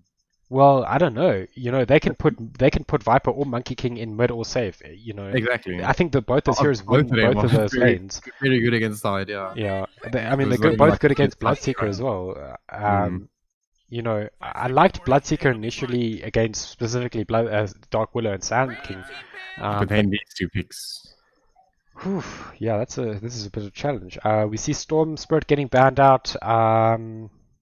So they think this is possibly a Bloodseeker safe lane, which is possible. I don't think it's great against Sand King, but he should be able to reasonably sustain in the early stages. 10 seconds to pick your hero. Yeah, I think Bloodseeker safe lane is a bit weird right now. I think he's mainly an off laner or mid. Yeah. Just because he doesn't scale as well as No, most he of the other doesn't. carries do And, right now. and the builds at the moment are just not carry builds. They're just not carry it's like builds. Yule's Veil. I mean, you don't Yeah. really want to build that on a carry. Yeah, you go Yule's, Veil, Blade Mail. You can go some other utility items. Sometimes just BKB. But yeah, I'm a little worried now for Sector 17. I think, their lanes look a little bit worrisome, but I think they are, in terms of scalability, they're looking alright. Which was their issue last game, I would say, one of the issues. And I guess also the good thing is like Monkey King is a very bad hero. I don't rate it at all. I feel like even if you completely dump to the lane, like 1 or 2 bad fights, and you are just done for. Yeah, 100%. Look, if he gets ruptured, they've got ranged follow-up damage. Yeah. They can scream, and if you rupture, They've you're got going ways to to take the catch scream them. damage and some rupture damage, and then they can probably just run in and finish you off. And BKB doesn't help him there either in that scenario. It doesn't help at all. Yeah, you're right. And even if the disruptor gets an Ags eventually, it does not even matter if he has BKB if it doesn't use it before the ulti is used. We'll see. Yeah, we're seeing Zeus banned out, Klink's banned out, OD banned out. Yeah, interesting one. I would have loved to see Hoyef and Pup pick up the OD. Yeah. Save the rupture target. Obviously very good against Tide. I think, he's alright against Queen of Pain. Not amazing, but could have been an interesting one. And it scales. I would think from Hoyef and Pup side it would fix their scaling issues. Once he gets BKB, Ags, he's good to go. You know what's interesting? This Viper might be a post 3, and then the Sand King might be a 4 actually, which would be quite insane to see. And then they might pick a mid laner here that scales. Okay, never mind. Yeah. I'm completely off track. Okay, so that's the post 5, I would assume, right? Yeah. Yeah. That should be a 5 Abba then. Or it could be a 3 Abba and a 5 Willow, and then a 4 Sand King. It could be. Very flexible again. I think Abba's technically good again as well against Tide. Yeah. Less so Tide, but Bloodseeker and Tide a little bit. It's very good in lane against Pop. Yeah. In a dual lane though. Yeah. Well, it's for the purge, right? For the dispel. Yeah. So whenever he uses dagger, you just use shield, and a spell is literally gone. Then she just right clicks the rest of the lane. Yeah. Look, in my opinion, I think Quap is probably going to be a core here. You know, because Quap is going to be the only one that can survive, um, a Viper lane or a Monkey lane potentially. Um, I think they have to sack one of these other cores somehow. Um, Yeah. ooh. Medusa. I knew they were going to go something greedy. I wasn't expecting that greedy, but I like Well, it. look, I actually like it quite a yeah, lot. I think it does well against. Okay, so Viper, I think mediocre. Good against Monkey, good against Abba, good against Yeah. Sand King. Um, I think Viper is their option at dealing with Dusa just because of the range, but Mm. once Dusa gets BKB and a good number of levels, and probably Mancer as well to dodge or debuff some of that stuff. I think their scalability is good. I just think their lanes are a bit tough. Yeah, we do have the Bloodseeker mid against the Viper, which is a bit of a weird one, and then we have the Tide against Monkey, which again. Oof. Well, I Wait, mean actually, it's a mid Medusa. Well, it actually could be either, but Link is the mid, yeah. so Link is their mid. I definitely think it's a mid Medusa. I think Bloodseeker's going to go carry. I think he's going to go a more traditional carry build, I suspect. yeah. I don't think he's going to get away with a carry build that's just focused on utility. That's just not going to work. Or it might work to an extent, but I think they need the physical damage, the early physical damage, from someone. Um, Deuce is not going to do it for a good Yeah, 20 minutes. 20 minutes at least. Yeah. Who are you favoring with the drafts? I actually think it's a bit closer than the last one. I feel like the draft on the side of Sector 17 is better. I just think their lanes is going to be very Yeah. rough, and I think it will determine how the game goes. Look, I think if Sector 17 win the lane somehow, they win the game. Yeah. But I think Hoyef and Pup have a much easier executable draft. But And much better laner. it's definitely going to be a close one. I don't think either team is behind in this draft. I would say Yeah. it's going to be interesting. Yeah, I mean, if we look at the side of Howie from Pup's cores, right, we have Viper, very good laner. We have Sand King, very good laner. And we have Monkey King, very good laner. So, and almost all of those heroes depend on having a good lane. So the lanes have to go well for them. Otherwise, Yeah. they might be in a bit of trouble. Well, and if you look at the side of 17, I would say the Tide's going to have a hard lane. I would say the Bloodseeker's going to have a hard lane, and probably Duso will do all right, but Yeah. not amazing. So I think they just, Yeah. they need to prioritize stacking. They need to do their efficiency plays. Maybe sack a lane here and there, do some rotations to recover some other lanes. They can't just statically farm. That's just not going to work. We do see it is a pause 4 core. 30 seconds until Yeah, the game starts, Rick. and then obviously Disruptor with the Bloodseeker. We do see that the Abba is a pos 5, but they're hanging around here looking for first blood, and I think they might actually find it here. Look, Monkey King's. Oh, he actually cancelled He was it. like, nope. Oh, He saw the man. Bloodseeker a bit late there as he was about to hit him. Yeah, look, he could have committed there. I think his teammates were very close and could have baited them in there, but Yeah. I mean, this is a 5-man rotation here for these bounties. Somebody stop blowing that. I've seen it a Yeah. lot more lately. Yeah, we as a team learned that about 2 months ago. So the reason why we rather do that, like bring 4 or 5 heroes to one rune, is that it makes sure that you get 2 runes minimum, and wherever you find it, if you get a good initiation, you can get first blood as well. Yeah. So it is nice to The see one from them. challenge It's just, is look at the Deucer mid now. Like he got a Yeah. favorable position in his lane. Tide Hunter is actually currently solo against Monkey. I actually, funny enough, think they can leave this Monkey solo. If okay, wait, Quap is coming top. Corp is showing up. I don't think Yeah. he can solo against 2 of them though. No, definitely not. He needs that. he needs that dispel. In fact, they actually sent the Abba bottom with the Sand King. Ooh, that's interesting. I mean, you could dispel the Thunderstrike, which is also quite. Yeah, it's impressive. the same idea. Yeah. That's why I like the Lab as a support here, because he can run at both the supports with his passive, and he can take he can dispel his cores as well. Yeah. Pretty Look, good. And I think he offers more in this lane bottom than a Dark Willow will. And I Yeah. think this is where Dark Willow actually falls off, in my opinion, as a laning support. Is she doesn't offer too much. It's Yeah. there's a bramble. And it's not going to generally kill anyone, and it's not generally. It might save you. So we actually see Abba went for Curse of Avernus first, which is quite interesting. Yeah, I've played Pause 4 ABBA about once in my last 4,000 games. And I do believe I'll win it as well. It's quite strong. You can trade very well. Yeah. Like the support can't trade with you at all. I think it's a bit weird though. I mean, obviously you're gonna get. We see Bloodseeker just getting a cheeky stun there. But yeah, it's a bit weird because you can't obviously dispel anything from level 1, which I think Disruptor should be abusing. Yeah. Oh, but he should have it now. Yeah, there we go. All right. So yeah, he's and next leveling it. I'm a Pepega. That's why I cast.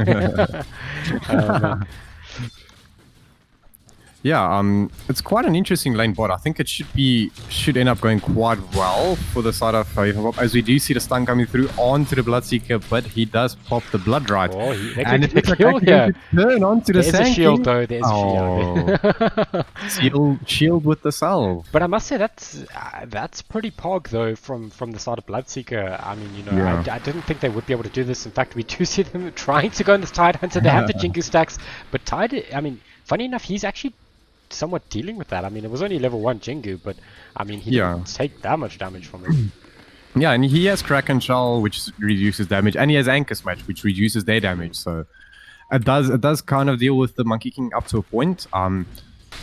It's kind of a weird lane. If Monkey's ahead, the Tide can't walk up. If the Tide's ahead, like it's even. Like both of them can farm. Yeah. It's just a lot of harass coming through from the Squap. And every time he walks up, he takes damage from the Anchor Smash as well. So it's a bit of a weird lane, actually. If we look at this mid lane, actually, we see that the Deucer and the Viper are just trying to shove wave and farm small camps. The Viper's doing it very efficiently as well. He attacked the small camp and he just took it now as well. No, that's very good to see. But that's, you know, it's a bit of a weird one. You know, I think Viper can do that to an extent, but I think Deucer will always come out ahead later as the game goes on. As we see Bloodseeker tanking a bunch of hits there from the Caustic Finale, and I mean he's trying to get out of here, but I think he's in a lot of trouble. Go down. Yeah, he's gonna go down to the Caustic Finale. Actually, just gonna get right click to death. Yeah, there it is, and I think, you know, that's kind of the way we expected that lane to go. So you know, it's not nothing too unexpected there, because you know he has to walk up to lane. Yeah, he does actually go for a second point in Caustic because he's against a melee carry, and like look how fast he pushes that wave. They can actually start pressuring the tower around like minute 6 or 7 with the Abaddon and the curse, because they push the wave so fast, so they can actually really take advantage. As we do see Medusa picking up a double damage in mid lane. Let's shoot up and farm a bit faster as well. Yeah. So I would say reasonably even. I would say that they're doing better in this Tide lane than I thought, and then obviously the other lane going a bit rough. In fact, actually, we see them doing so much damage to Toxic Bunny. Toxic Bunny is actually potentially going to fall here. He actually blinks forward. This could be a... One last hit. Go for it. Okay, he got it. He takes down. That's a level 2 dagger. And they bring down Sand King as well. Okay, man. That's a weird one. A lot of action here early. Yeah. I mean, I would say it's still roughly even, but that Queen of Pain definitely, that was a good dive. I think, you know, secure the kill. I think he should have gone for the last hit, knowing that he would die, because you don't want Monkey to survive there. That's, you know, that's it's not something because you need to punish him. You know, let your Tide survive in lane for a bit without the Monkey there. That's it's game changing. Yeah. I mean, Tide is level 4 1/4. The Monkey King is ahead. Well, he's not really ahead in XP either, actually. In terms of last seats, he's a few last seats ahead, but the kill for the Quap does actually make it so that they're actually completely even if you look at net worth. Yeah, it's a very close game. In fact, I was surprised by the Sand King kill. I mean, you know, Habba's such a good defensive hero. And obviously Sand King's a very tanky, beefy laner. But he's almost got Blink Dagger. Yeah, I just noticed it as well. I just clicked on him and I see he's got 1,600 gold. Okay, dude. Cool. Yeah, no, just a casual blink almost. As we do see them going top onto the Tide Hunter, he does dispel the ability zone, but he should be going down here. 1 or 2 more hits. He's juking into the trees, but he should go down here. Yeah, he'll go down. Oh, that's actually very bad because now we can't TP back. Yeah, no, and look, the Queen of Pain was looking for a play mid. Should potentially Yeah. still commit to the play mid. I think, running back is just a bit of a challenge. It's a bit weird, alright? Ganking for Medusa. Yeah, like Medusa doesn't like kill heroes at all. Like 20 minutes, so Well, we're rotating seeing to go a out. bit of initiation here. It looks like they're diving this tower on bottom, but they need to be careful that Bloodseeker, you're diving a tower here. It's Yeah. The Sand King can farm the wave quite easily behind tower though, at least. So they can actually just cut wave here and just like zone him away from the wave as we see him use the stun, and this might be a go ahead for the Bloodseeker to run at him, but the shield is there. 100%. We do see Queen of Pain just trying to disrupt this Dark Willow. Doing an alright job, but they will get that pull off. They do. And the Monkey King is actually now quite a bit ahead of the Tide on it, just because of that last kill. He's now almost a level and a half ahead and like 700 gold. Which is like what we said. If the Monkey King gets even just a bit ahead, the game becomes a bit Monkey's harder. level 6 now. 3 points in Jingu, 3 points in Thunder Strike. I mean, that's scary. I don't think even Tide can like tank through that early game with only 1 point in Kraken. 100%. I mean, maybe he should just jungle now. I think Monkey's got the lane. Even Willow's level 5. We see Queen of Pain's level 4. This is a difficult lane. Yeah, top is going very well for them now. But on top of the net worth though, Sand King did pick up his blink. Casual 8-minute blink. We do see a bit of an initiation here at top. They do stun up the Queen, but the Queen actually blinked out of there. In fact, they're going into the Tide Hunter. Might be in a bit of trouble actually. Or even the Quap. If Quap walks up and the Monkey King has 3 Jingu stacks with level 3 Boundless Strike, I think the Quap just like dies. Oh, As we see the rotation coming through by the Viper, but he should... And the stun comes through by the Monkey King, cancelling the TP. The auto attack from Willow actually gets that last hit. He got it? Yeah, wow. He got it. In between all that damage tick, and in fact, I mean, and that's the Kraken Shell and like passive block. Oh, we see an ulti from Sand King, but he can't get out of it. Brilliant Caustic Fin. I mean, sorry, if Kinetic Field there to stop that. And I mean, it was a good stun from Sand King, just couldn't get on top of that Bloodseeker, who now has Rupture. He does, and I think they do sort of now have kill threat on this bottom lane. Yep, that's I would like to see the Quap actually rotating to bot, just because this is a lane that's a bit closer. Whereas like 1 kill would completely swap the lane, so like change the way the lane is going. 100%. Sand King obviously has blink, so you need to be careful. But Thunderstrike, Rupture, it's not a bad way to initiate that fight. Yeah, for sure. So we do see they are putting a bit of pressure top on the Monkey King, but I don't know. I feel like the Queen maybe shouldn't be there. He's not doing too much, but it does. Yeah, and he makes me proud. He goes bottom. Awesome stuff. Nice. One of the weird things though is that the Deucer is sitting at the top of the net worth, and that is something they need to be aware of. Like Viper did rotate, but that's it. Deucer, no one's trying to stop this Deucer, and Deucer's the one that's going to win them this game, probably. Yeah, I guess the problem they have is they don't really have heroes that can threaten him early, unless the Bloodseeker rotates or tied with a Ravage. No, wrong team. Yeah, no, those would be very good ways to initiate. I would actually like to see the Sand King rotate. Yeah, the Sand King plus the Viper can definitely kill him. We are seeing a bit of a dive here from the Willow and the Monkey King. They are trying to kill this Tide. He almost has Ravage. This might be a bit too deep here, because the Kraken Shell is making the tanky boy. Are they going to go to this Monkey King? Oh, he is Ruptured, but he was actually negating the damage. But there's the... There's no disable. He should be fine. Whoa! Did you see that damage? I mean, he TP'd back to the tower, so yeah, I mean... He did. On the other side, there is a catapult bottom now, so along with the Curse of Avernus and with how fast they push waves, I think they can actually start to pressure the tower. Look, I would use the TP there and Bloodseeker as well. I would like to see Tide TP bot. They've got Disruptor ulti, they've got Ravage, like TP bot, and you can defend this, In fact, Queen of Pain did not expect that blink, and the pauses are coming out. But yeah, that was a quick kill into Queen of Pain. Wait, are they done? They're saying thank you, Soz. Yeah, I'm not sure. But yeah, We'll just wait. I mean, there's 1k gold between these two teams at Yeah, 11 very minutes. close. I mean, you know, obviously that the net worth for Sector 17 is quite heavily into this Deucer. Yeah. But, you know, that's good. I mean, you want your Deucer to be That's what farmed. you want, right? Yeah. I mean, he's Look, got Treads, he's got two Ray fans, yeah, and he's got the Yasha ready, basically. yeah, So he will have Mansa in maybe about, what, 4 or 5 minutes, and by that time, I think he's actually able to fight. yeah, 100%. Like, he can now, but I don't think he really wants to. Yeah, we do see Bloodseeker though sitting reasonably high up, just above that Monkey King, very close to that Viper. So, you know, he's having a right game. I'm still interested to see what he goes and builds. He's Yeah. sitting with about just short of 1.7k gold. You know, he could go for stuff like Blade Mail. He could go for maybe a Yules is still alright. Sanjin Yasha. I mean, Yeah. he will need a BKB at some point, just because of Sand King and Willow. But I think he might be saving for Radiance, which I'm not sure about it, but the early game is going good enough where I don't feel like the side of Hayafun Pop is pressuring enough to, like,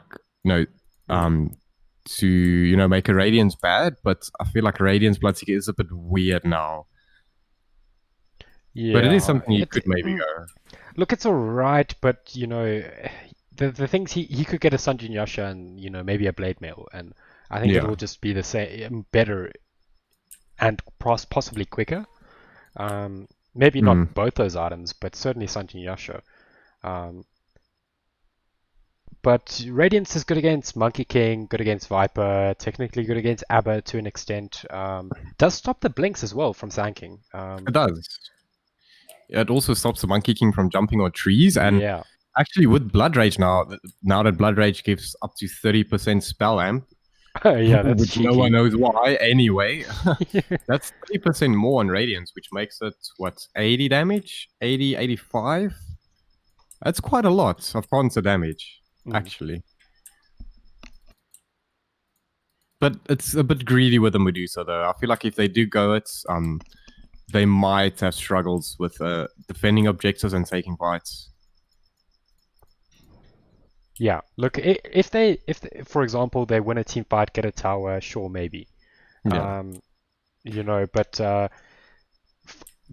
to do it off the back of maybe losing a couple heroes, having a bit of struggling in the other lanes, that might be a bit of a challenge. I mean, you know, it's going to have to be a very quick Radiance for, you know, it's got to be like 20 minutes. I would say past 20 minutes, it's probably not going to be worth it. Yeah, unless you're Pods 5 Phoenix, of course. Yeah, which I don't know how he farmed like he did in that game. That was quite something.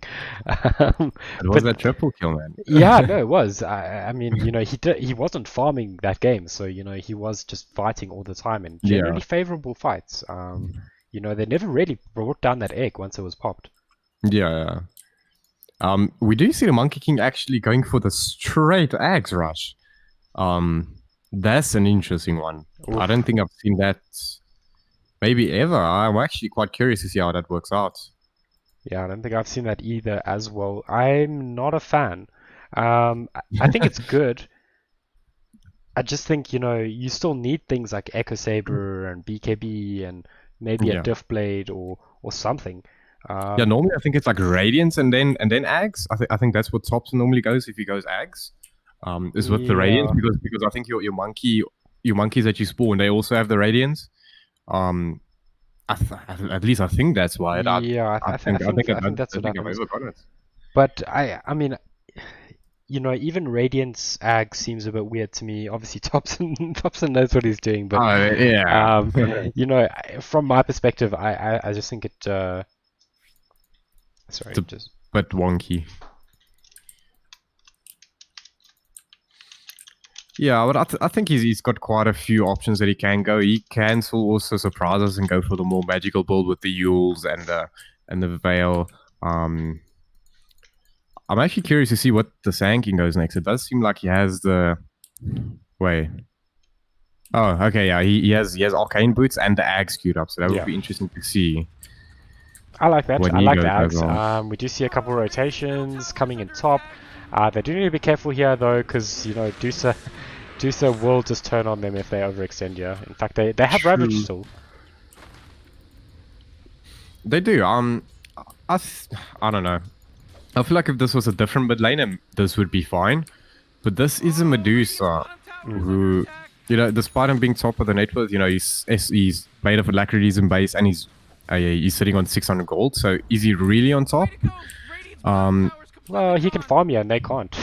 You Yeah. know, but obviously that's, you know, they have a Tide Hunter, that's their pass through just standing here. We are going to see the initiation. They are going to pop the Ravage. The Bloodseeker's there with the silence. The Deucer does pop the ulti and that should be potentially 2 kills. There's the scream. The rotation's coming in. Abba's ulti insta-pop there.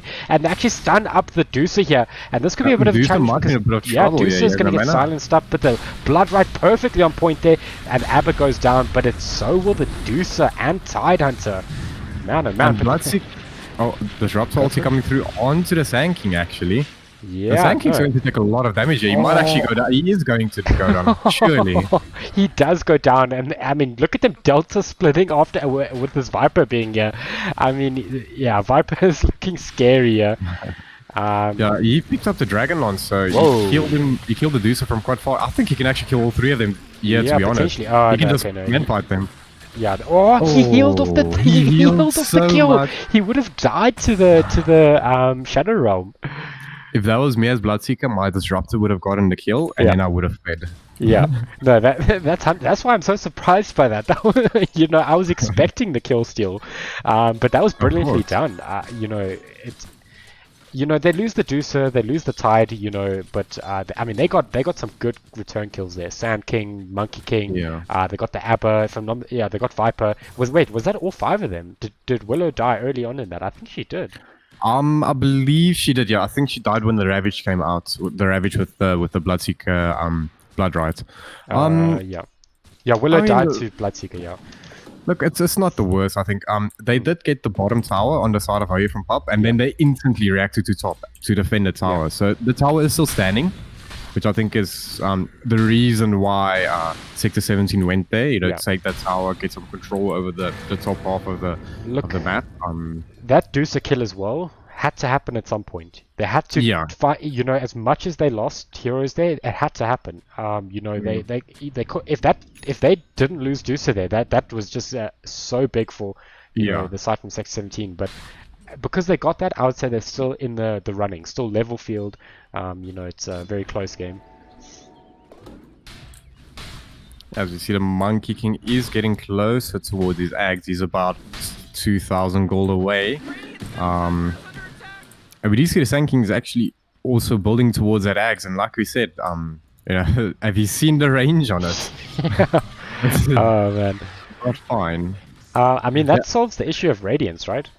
Yeah. You know, like, we do see that the Bloodseeker is actually going for Sun It's going Junior. AC now, yeah. I'm much happier I with think that. that's a baseball, yeah. You know, Rads would have been alright, but this is definitely better in my opinion. But it looks like he's going to be in a lot of trouble. Yeah, Queen of Pain is there, but he's actually quite fast. Phase Boots is right out of there. But yeah, I mean, this game slowed down after that fight. I think these teams are just realizing that it's a bit of a scary game right now for both of them. Yeah. I don't know. I feel like on the side of Hoya from Bob, unless they have the Sand King there, or if the Viper gets like his ulti off on someone, I think they actually struggle to like catch people. I think the only one with the real catch is the Sand King. So I would like to see them not play too aggressive on top, just because the Sand King isn't there. He does have CP though, so he can be there. But I think the Sand King has a huge role to play in the way how this game turns out for them. Yeah. 100%, and you know, he's had a good game. He's almost got that Ags. I think, you know, when Monkey King gets Ags, it is actually going to be quite interesting. You know, because it technically is a very. Oh man, they rupture the Dark Willow. Willow's going to struggle to get out of here. Should actually TP if possible. Does look like the ulti is going to come out. In fact, yeah, Willow just going to fall. Yeah. He gets a kill again. Yeah. Well, they're actually rotating here. It looks like Abba, Sand King are here. They're going to go into Queen of Pain.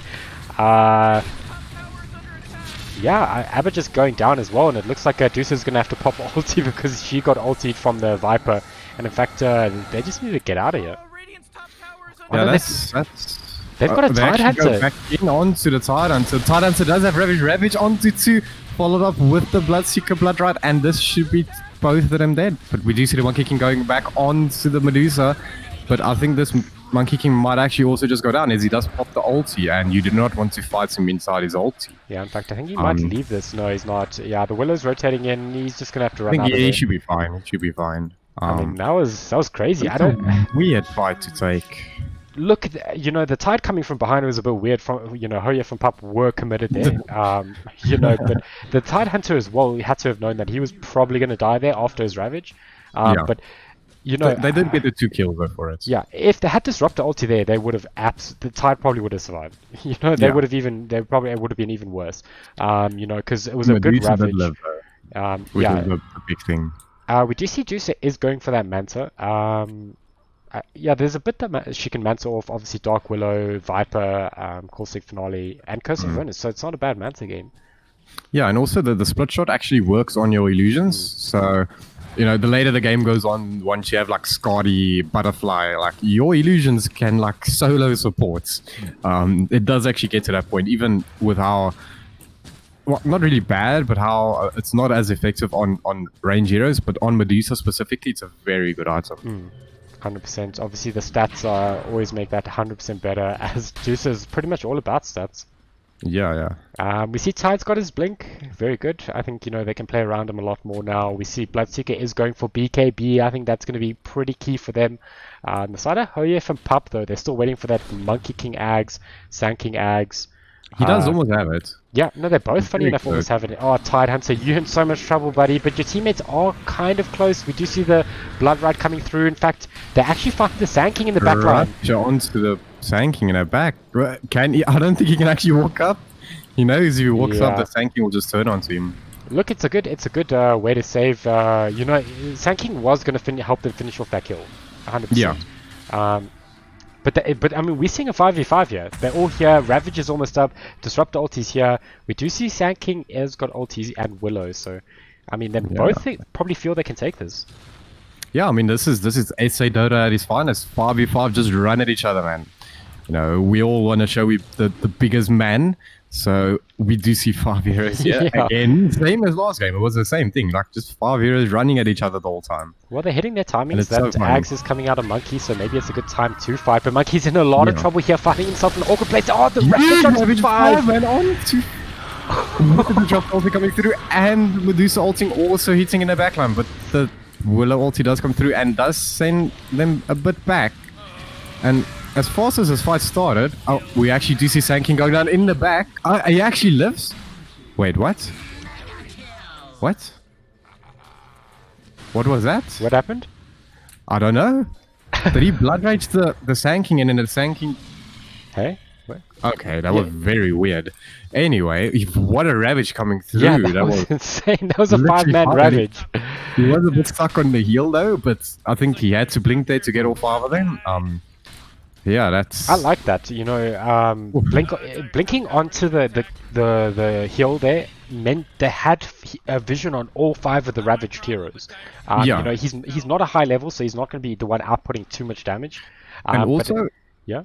The good thing is they didn't have a ward on that hill on the side of Hoey from Pop, so they couldn't actually even see the animation of the Ravage going off. Yeah. So do you know what a surprise that must have been? You just insta-ravaged. Yeah. I mean, that was a crazy fight, and I mean, that there's only 1k, but that 1k was on the side of Hoya from Pop. And it's kind of scary, this Deuce is getting a Maelstrom now, level 15, taking stacks now. It's you need to make the plays. You've got the Ags on pretty much Sand King and Monkey King, but you've got to make the play now. No Ravage. Yeah. I guess the good thing about the Ags is it is almost like a farming steroid. So it does help you farm faster. But against the Medusa, do you want to go that greedy though? Yeah, it's a bit of a I don't know, look. I think it also will help them in the fights. Those longer, drawn-out fights, and that's probably what they're considering is that these fights might go on for quite a while. But it's a bit of a challenge because that the Ravages are. I mean, that was a 5-man Ravage, and they just couldn't. There was no way to deal with that. Abbo got caught in it, so he couldn't save one of the cores, or there was no counter initiation, unfortunately. Yeah, and we see him queuing up the Scotty, which obviously is pretty good with his monkeys. I don't know. Do you feel like he should be going the BKB now? Well, I feel like he needs another item before then because he's not really doing that much with just the Ags alone. But he does Yeah. definitely need the BKB this game against Tide, Queen of Pain, Disruptor. Yeah. You know. I think he will have to eventually, but you can see that he's just transitioned into this farming position, which is fine. I think he does need the farm because he is going a bit greedy. Yeah. But you're right. At some point, the BKB's got to come out, whether it's after Scotty or before. I don't know. But I think it has to happen in the next item or two. Yeah, for sure. I think for the Viper, maybe as well. We do see him actually going for the Viper, as we do see him actually getting caught up mid. Look how fast that Deucer was running up behind him. I mean, what a fast rotation. Yeah, that was quick. Look, they were already smoked onto him when he tried to do like that weird play, you know, the rod play, and they just caught him out of guard.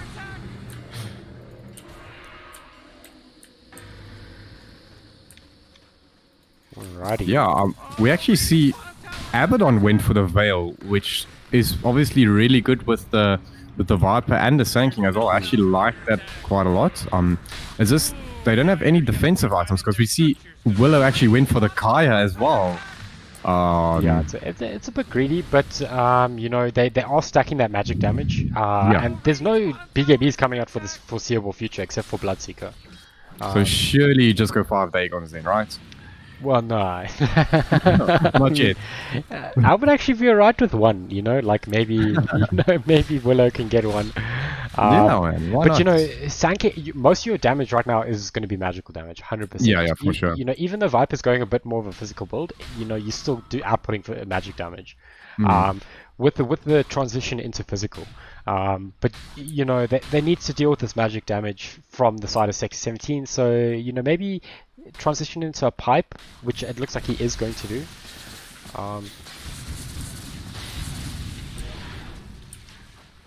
Yeah, and let's actually have a look at what the Medusa illusions do. They're not that strong yet, actually. Nah, Don't think they're much of an issue.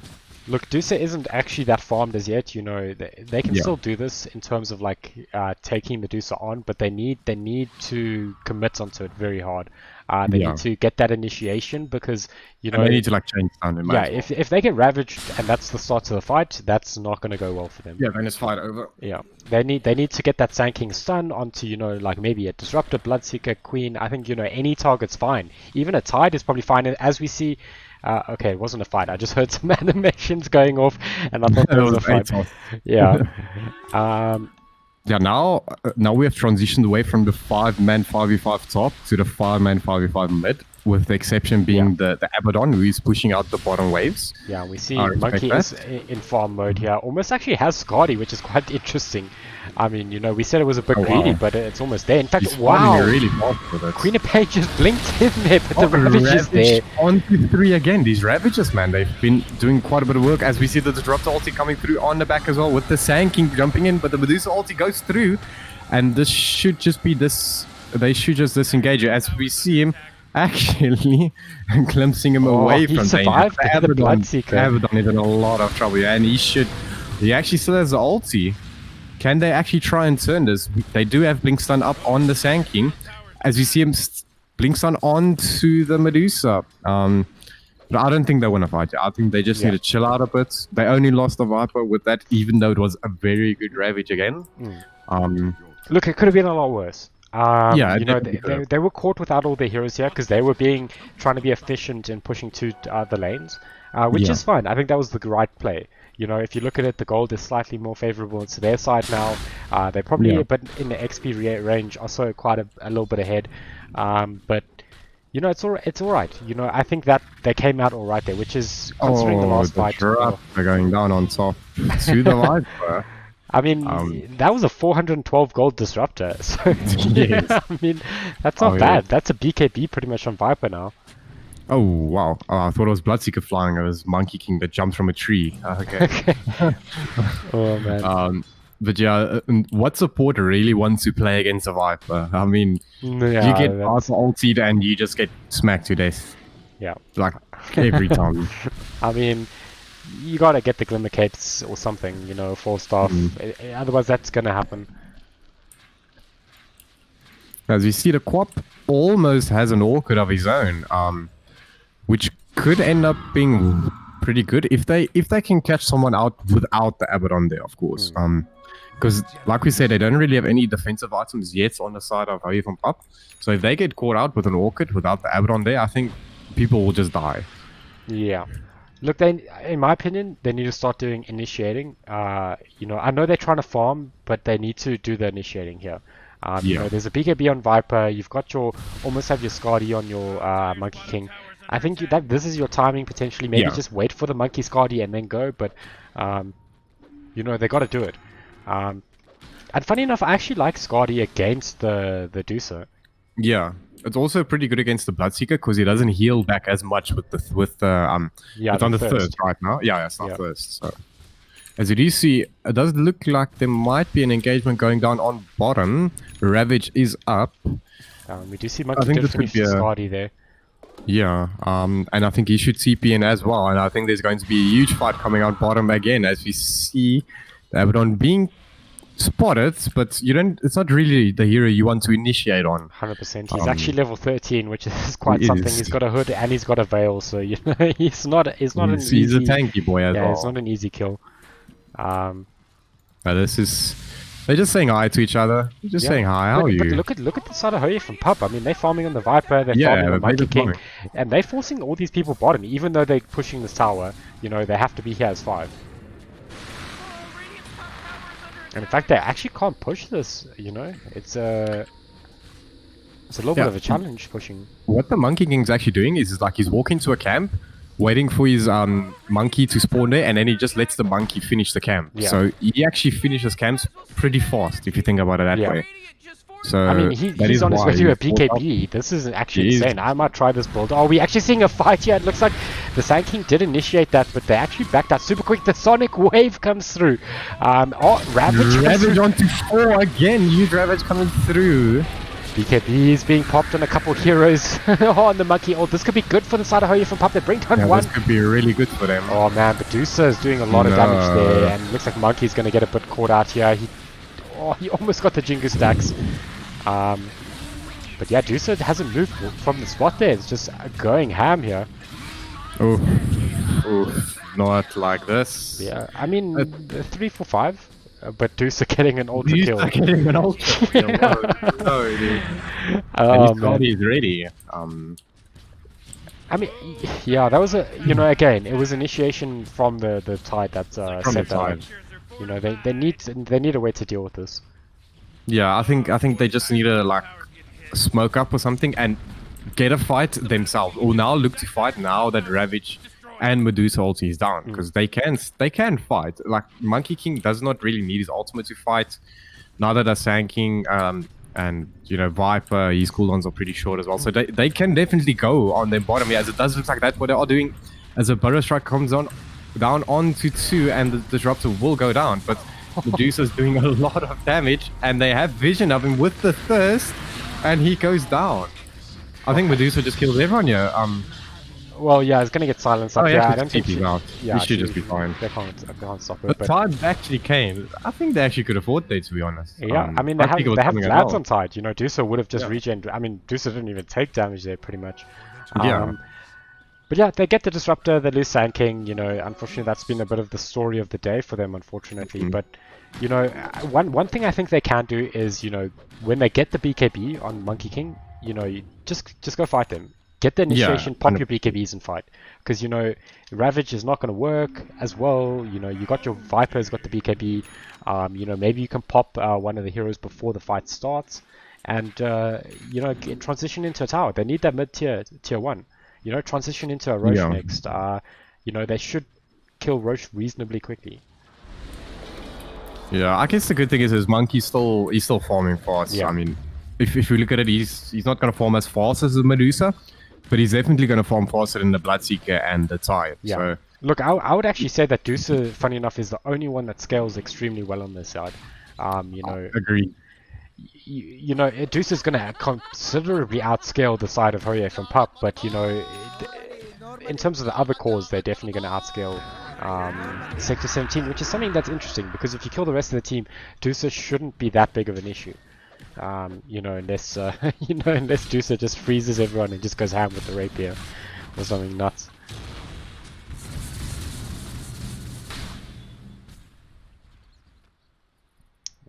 Alrighty, let's see what's happening here. We do see Dark Willow has got that Blink Dagger, is going Ags next, almost level 15.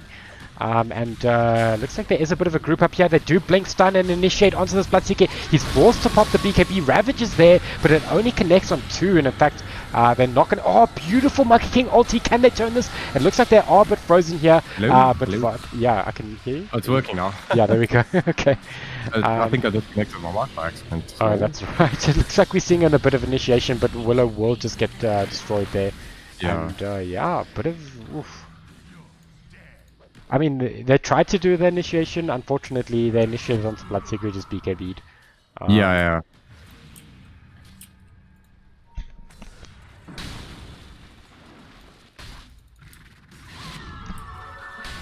Alrighty. Yeah, I mean, Monkey King's almost got BKB, but you know, Tide's got 2.7. Oh man, it looks like Abba's in a lot of trouble here. He does have ulti, but I mean, yeah, he might be in a spot of bother here. I think he should be fine as actually tried to dive him. Tide going very deep and turn coming through with the Monkey King actually. I mean, that's pretty big. Oh no, but Abba, he almost dies to the Mystic Snake, but they got to be careful. Dusa has DD, and yeah, I mean, you do not want to fight him right yeah, there's a Majulna now on this on this Dusa. But you know, Monkey is still farming like crazy. Just finished up that BKB. I wonder what he's gonna go for next. Maybe an Abyssal. Yeah, I think Abyssal could be good for him. Chasing this Tide Hunter. BKB as well. Oh, he gets absolutely blown up, and then Dark Willow yoinked the kill from the Monkey King. I mean, Dark Willow is technically going a carry build, so... Yeah, of course. I mean, we saw last game, he carried, so of course he has to this game as well. I mean, they pick up they pick up Queen and Pain here. I mean, that was a good succession of kills from them. I mean, you know, they are behind, they are struggling, but I mean, these kills are going to add up, and this is what they need to be doing. Force them to split up, find the kills, you know, get your items up, because, you know, you can scale reasonably well. I'm still a little concerned about it, but, you know, maybe that's got to be your gameplay right now. Yeah, I mean, I don't think it's as one-sided as we might have thought maybe 5 or 10 minutes ago. I think there's definitely still a good chance for AF and Pop to win this. I think the Monkey King scales actually pretty well with the Acceptor build. Just because he farms so fast, so he like kind of keeps up in farm. No, 100%, and your team fights are just straight up better. All your items are slightly better. But I'm actually quite interested by this Abba. He's sitting with a pipe now as well, going for the Greaves. I mean, he was bottom net worth just now, and now he's overtaken Disruptor and Willow. Yeah, and I mean, Abba's also like one of those +4, +3 years where you like building these type of items. Like, there's nothing really you want to go, so you just build things for your team. You see the Veil, you see the pipe. It's all things that his team felt like they needed. So I think it's helping out quite a bit. And the pipe is obviously really good against the Ravage combo that they have. But the only problem is his Blood Ride is pure damage, and Medusa obviously not magical. Yeah. Well, some of it is though. Yeah, a bit of it is, but we do see that the Monkey King is opting to go for the Deso. I actually kind of like this. You know, they don't actually have the best, you know, physical damage. You know, as Vipers, it's kind of like a mixed bag with Viper. But you know, Monkey King obviously can output. If I'm not mistaken, does the Deso apply the minus armor? They do. They do. Okay, then I like it a lot. The monkeys also get the Scotty. They get Scotty and they get Deso. Alright, it's just not... And destruction. Yeah, I remember the days when it had Echo Saber. I think that was it. That was when he first came out. Yeah, that was insanely broken. Yeah, those were some Luckily, we don't have to deal with that anymore. Yeah. Unless you played Monkey back in the day, then you're probably reminiscing and miss those days. True. We do see Sand King is being a bit aggressive here. I'm not sure they can go on this. I don't see any dust on the side of... oh, they do actually have on the Queen of Pain. But yeah, there's 5 heroes here. You don't have your Dusa. You cannot fight without Dusa. Dusa does have a TP. I think he's just going... Yeah, he's going to finish his butterfly first. He just all these boys. Just wait a bit. Let me just farm up my butterfly and then we go again. I mean, there's no MKBs, and you know, I think Monkey's probably the only one. Maybe Viper. And the Desolator is up now on the Oh, Monkey here we King. And go. it looks like they are trying to initiate onto the Disruptor, but he does get glimmered up. I mean, he's probably still going to get caught here. They do glimmer him up, but oh, he's actually, I mean, he's running super fast. Oh, look at this. Oh, wow. I mean, yeah, oh, the Ravage coming through. Can Ravage it onto 4 again. And get the- they might be in a bit of trouble here as the damage comes through from the Medusa, and Monkey King does go down. Medusa also coming through, and it's actually a 2-for-1 trade right now, but I think Medusa is just going to... Yes, Medusa is just completely running through the side of Toye from Pump. Oh man, Viper's not going to get out of there. Not with that Scotty slow. Oof. Oof. And... what? Okay, I guess... What? Didn't the sound go off for you? Did he TP'd? I don't know. That was I weird. don't know. Yeah, I didn't even see the damage come from Queen of Pain, which Yeah. was kind of weird. But yeah, that's a full team wipe. Which, you know, they try to go on the Disruptor, but you know, the Disruptor pulled them all the way into the rest of the team. You know, that was a bit of a challenge.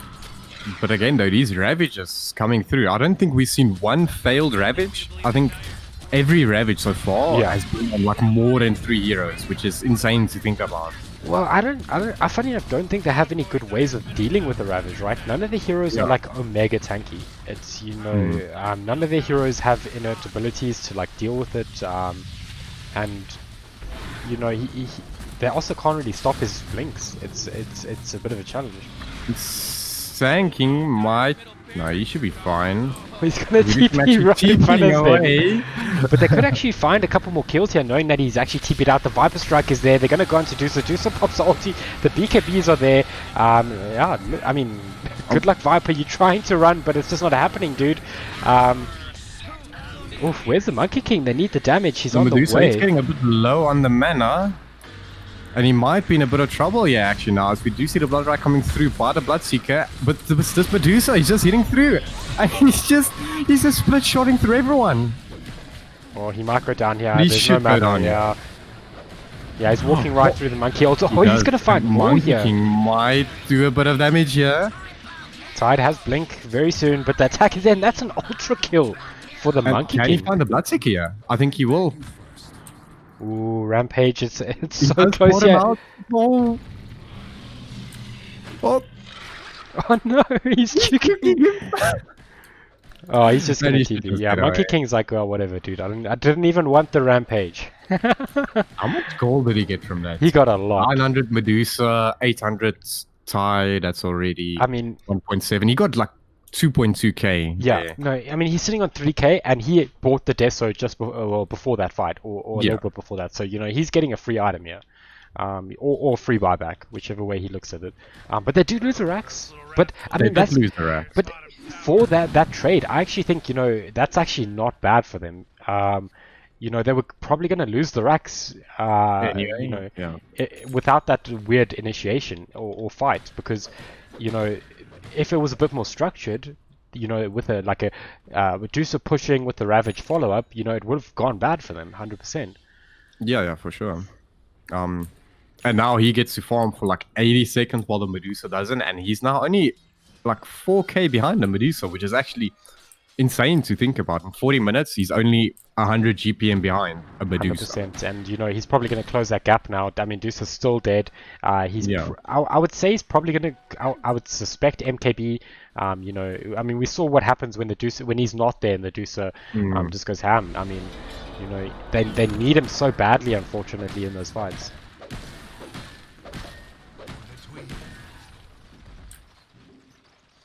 Yeah, and we do see the Bloodseeker did pick up the Abyssal Blade. I don't know if I missed this. I see he does have 3k gold, so I do think I missed it. But I do like the Abyssal Blade quite a lot as well this game, just because it is some catch for like the Monkey and the Sand King as well, and it does help you get on top of the Viper. I think with BKB popped on the Viper, you can actually like trade with him and maybe even kill him. But without those items, you wouldn't be able to. I 100% like that. You know, because he's committed to this like physical build. It's just straight up better with an Abyssal. You know, there's not great lockdown on the side of Sector 17. So you know he has to kind of fill that somewhat. Yeah. Because Deuce is never going to build much lockdown. I mean, maybe they get a sheep on Queen of Pain, but it doesn't look like it's going to happen. And Tide Hunter obviously has a very long cooldown. Yeah. So you need that medium of lockdown.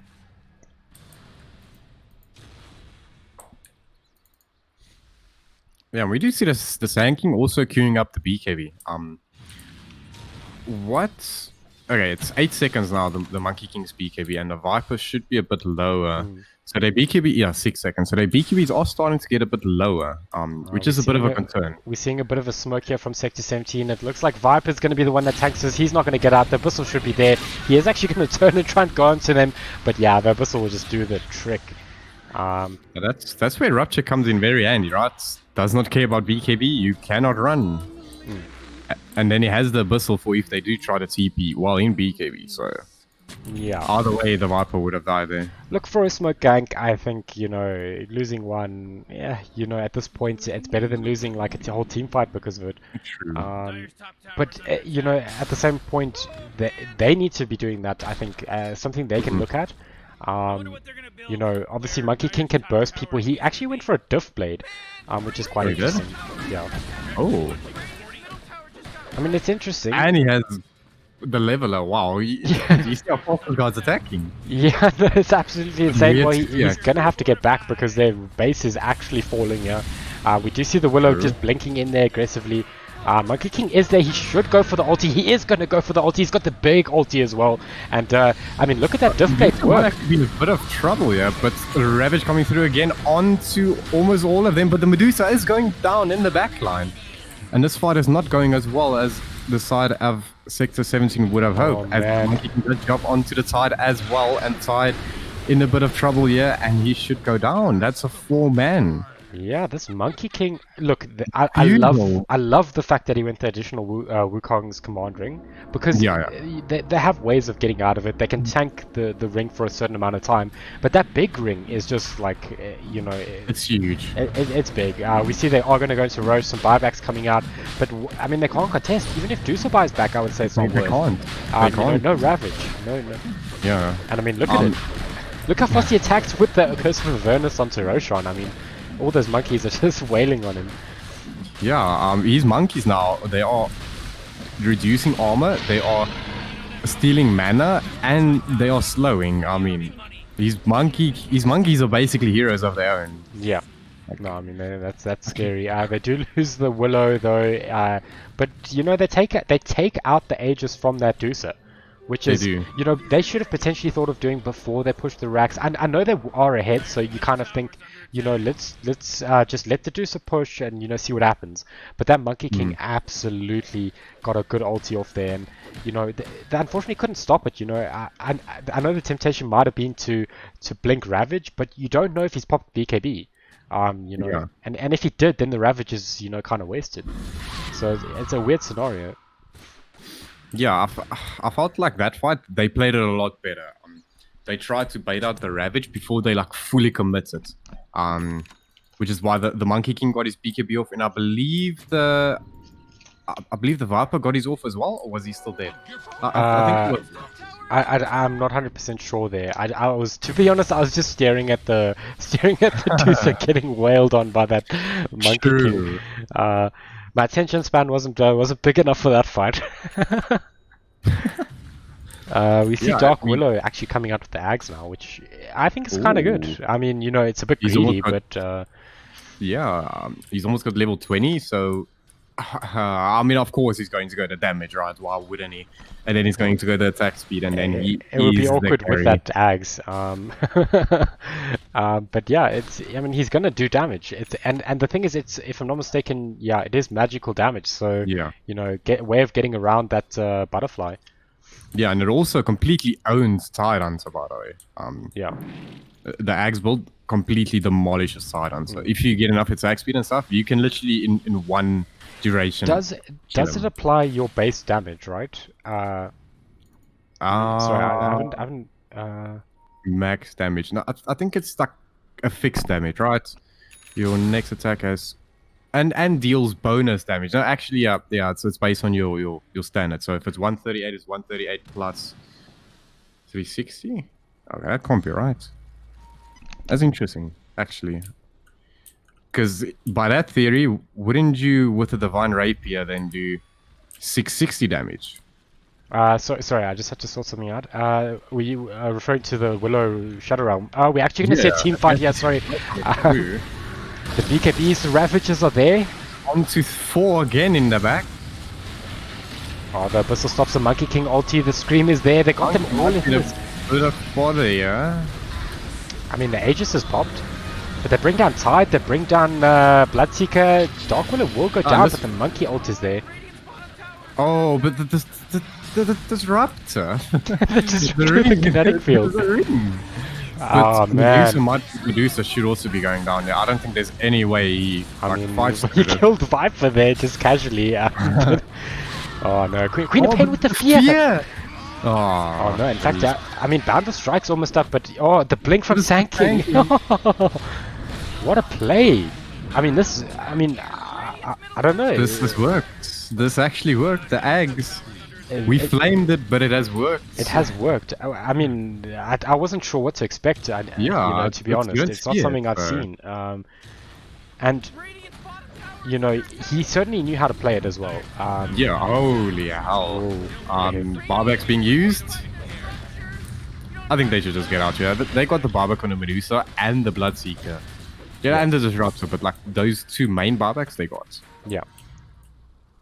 Look, I'm alright with them committing all those buybacks because they would have forced all the buybacks either way. You would, and if you staggered them, you would have no tier 3 left. Yeah. You know, let your Juicer farm up the Satanic, because if she has Satanic, there's no ways you can do what they did in that fight there, because Juicer's not going to run if she has Satanic, and almost level 30. I mean... level 30. Yeah. No, it's because she didn't go for the split shot modifier. She didn't. That's a bit... Yeah. Well, so 800 mana, I can, you know, look, I go split shot modifier like 99% of games. Yeah, same. But look, 800 mana is technically pretty good. You know, it's 800 mana, it's 800 health. You know, it's an absolute beast. More than 800. It's like 2.5 per damage, so it's like almost 2k health. Okay, that is a lot. But again, then you look at Mjolnir, right? Mjolnir can proc on every single person. Satanic, you lifesteal off of all of them. And Skadi also applies to all of them. I think that's what makes it broken. I would like to see the Power Trades go for something like a Daedalus.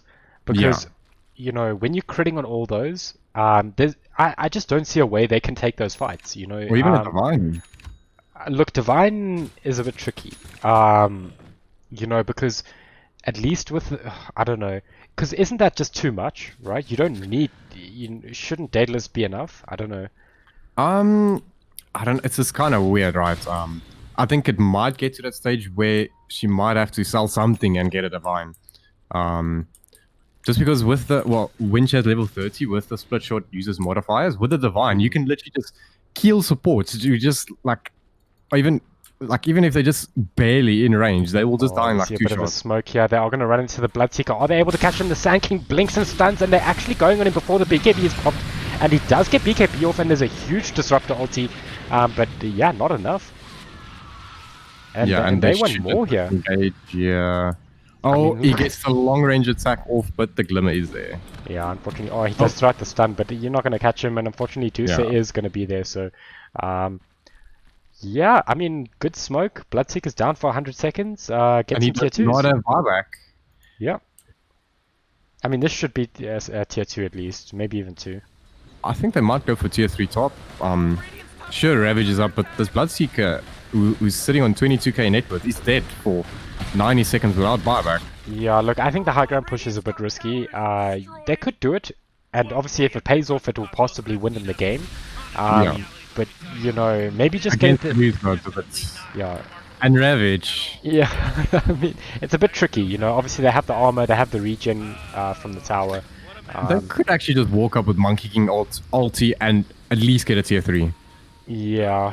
I feel like that's something they could do, but they are deciding to draw. But it's like a 60-40 play, you know, or 50-50 play. You know, so I understand why they don't do it. But at the same point, you know, I think they could have gone for it. You know, it's a weird one. I generally err on the cautious side. You know, even though they're against to do so. Yeah. I think it's interesting, right? Because the Sand King was actually pushing bottom as well. And if you look at bottom, he actually almost took the bottom tower while that was happening. Not actually. No, that was in the fight. That was in the fight. But that was still from earlier, right? Yeah, So, but the creeps were like right there, so yeah. he could have. Yeah, he could have probably finished that tower off. You know, that would have been that. I would say that's a good play. You know, say like because then you like pushing into like for a successful play, it would be like, you know, 80-20, because then they're not a huge mobile team. You know, obviously they have glimpses, so you have to be careful. But I think Sand King got the BKB. Yeah, he does have it. Yeah, so you know he's reasonably elusive right now. I don't think they have ways of catching him other than Abyssal. Yeah, and even then, he does have Lotus, so if it does look like they are trying to initiate onto him, he will just pop the Lotus on himself, and he should be fine. Ooh, I see Monkey King's got an Abyssal now, and he's almost level 30. He's literally about to reach level 30. Oh, by the way, his monkeys also bash. Yeah. They bash, they reduce armor, they take mana away, and they slow. Does Leveler apply? Because I know... I was just thinking as well. Because that would be insane, you know, if attack speed applied. I know it applies to illusions now, attack speed. But monkeys things aren't illusions, right? I think it's only based on stats. I'm not sure, actually. Yeah, so it's going to be interesting. Look, he's an absolute beast. He ate that Agnum's, you know, they should get this tier 3. I think, let's have a look. Yeah, Roshan is up, so they've got some plays here. And I don't know if the side of Radiant can actually go for a Roshan. Oh, they actually rupture the monkey. Onto the monkey. The Ravage could be there. The BKB's popped. He can't Ravage now. They both BKB'd. The card will go down very fast. Oh man, they feared 2 of them. In fact, this could... Oh, look at that Abyssal though. Oh man, unfortunately the BKBs are coming through. The monkey ulties. Oh man, and the Scream does push them back, but I mean, it was only a bit of a trade. I mean, it's side for Viper, and Ravage was used, and Medusa ulti was also used. So you do see it looks like they are trying to reinitiate onto Medusa in the back, and Medusa's getting pretty low, but he does pop the Satanic, but his mana is starting to go, and it does look like he might just go down here, but he's regening so much. He's got level 30. Oh my god.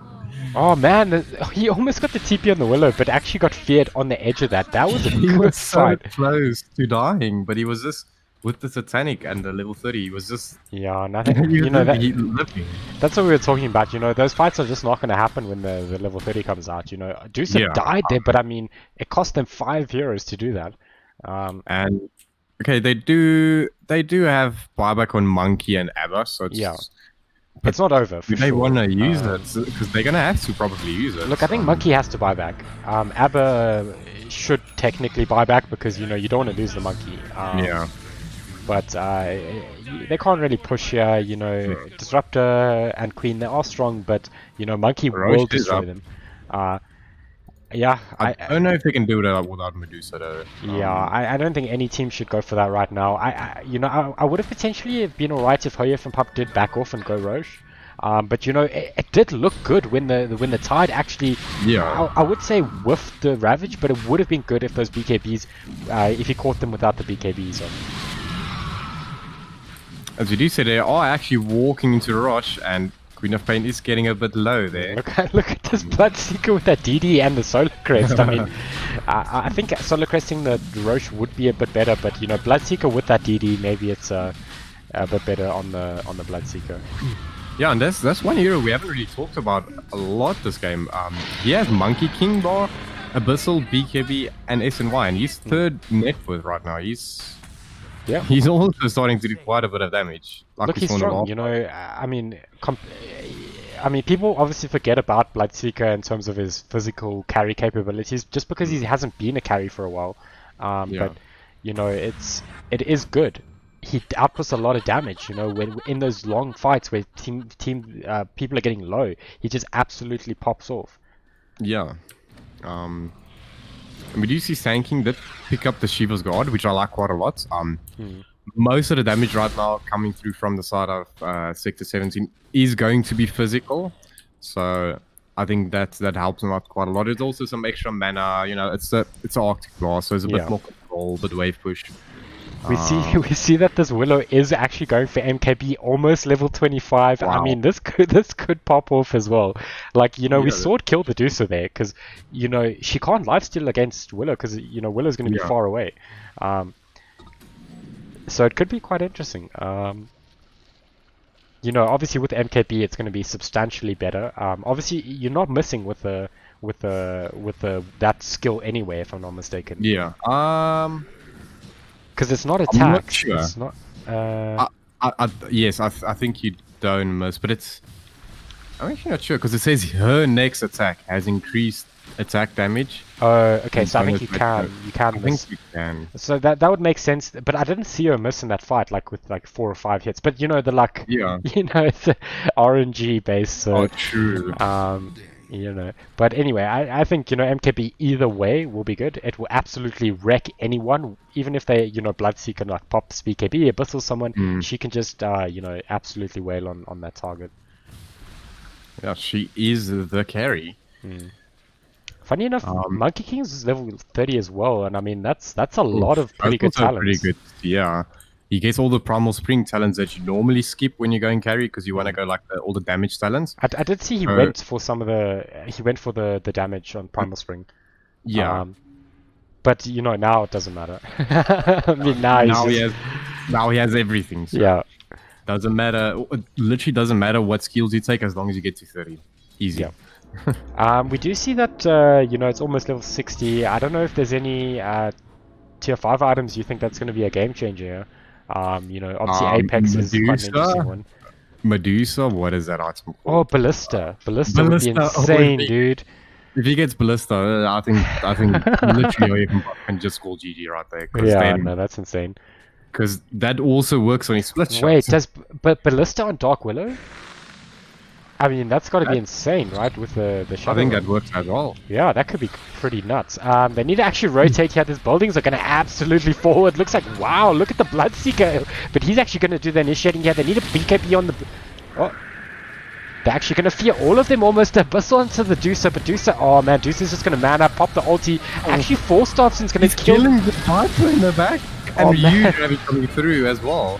But the buybacks are coming through thick and fast. They must not lose this Monkey King, though. It looks like he is going to just stun up the Deucer. Deucer's out of mana here, but I mean, they're not bringing it down. It looks like Monkey King's just surviving. The stun comes through.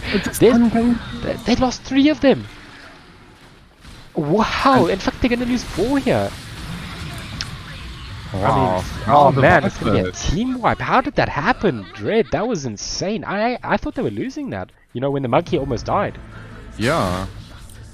And the Viper, okay, I guess the Viper did have to buy back, but they ended up getting 4 euros for it, and they did use Medusa buyback again. Yeah, but okay, wait, who had the Aegis then? It was it must have been Bloodseeker, right? Because I'm pretty sure he died. Yeah, he died somewhere in that initiation.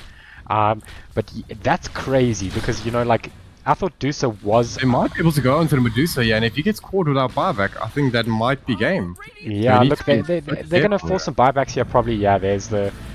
I think they need to be careful with this push. You know, they don't have Monkey King, so, you know, he's the reason they can take team fights right now. In fact, look at that tower going down. In fact, Dane Peace is probably going to die for this. He is committing onto it. You see the Willow getting jumped on at the back by the Quap. Quap did pop BKB, and the Fear, he stopped him while TPing, but he does go down. Wow, those Willow's doing a lot of damage. But so is the Medusa. There's no buyback. Tanking should be fine. Oh, the Abyssal, he gets him back into the silence, but he will be fine. Oh, and it looks like they should be able to get out of here, but that's a lot of back and forth. I mean... They didn't actually get the tier 3, which was quite stunning. But they needed, you know, when the buybacks came through. Oh man, we're seeing actually Abbott getting initiated on. Yeah, he's got flicker, but he's got the ulti. But I mean, you know, look how fast Bloodseeker is. Oh man. Wow. He tries to. Oh, yeah, the flicker actually confused there, but look how fast he is. I mean, he's absolutely running like a Again, he can madman here. do it. No. I mean, Monkey's back. I don't think they're going to be able to push, but I mean, wow. I mean, they are 15k gold ahead now Ooh. on the side of HJVP. Yeah. That last fight, 10k gold. Actually, well, 20k gold swing. Okay, I mean, look, Sanking got a ton of gold there when he was pushing the wave. He got like a 4-wave lane there when they were pushing, and he's sitting on 8k gold right now. I see he's queued up a Sheepstick and obviously Aghanim's Blessing. But Yeah, I don't know. how do they catch him, actually? I don't know. Bristles him. Well, I mean, they, we like, saw what happened last time. he just land the Lotus Orb for that. We do seeing. Are they doing a bit of initiation here? Yes, they're gonna blink onto this Bloodseeker. He does not have buyback. Oh man, that's pretty big for them. He was actually worth 700 as well. You know, that's. Look, I think the pushing is still going to be a challenge, though. You know. Yeah, it is still Medusa type, you know, Ravage. But Stygian Desolator, I mean, that's a pretty pog champ item.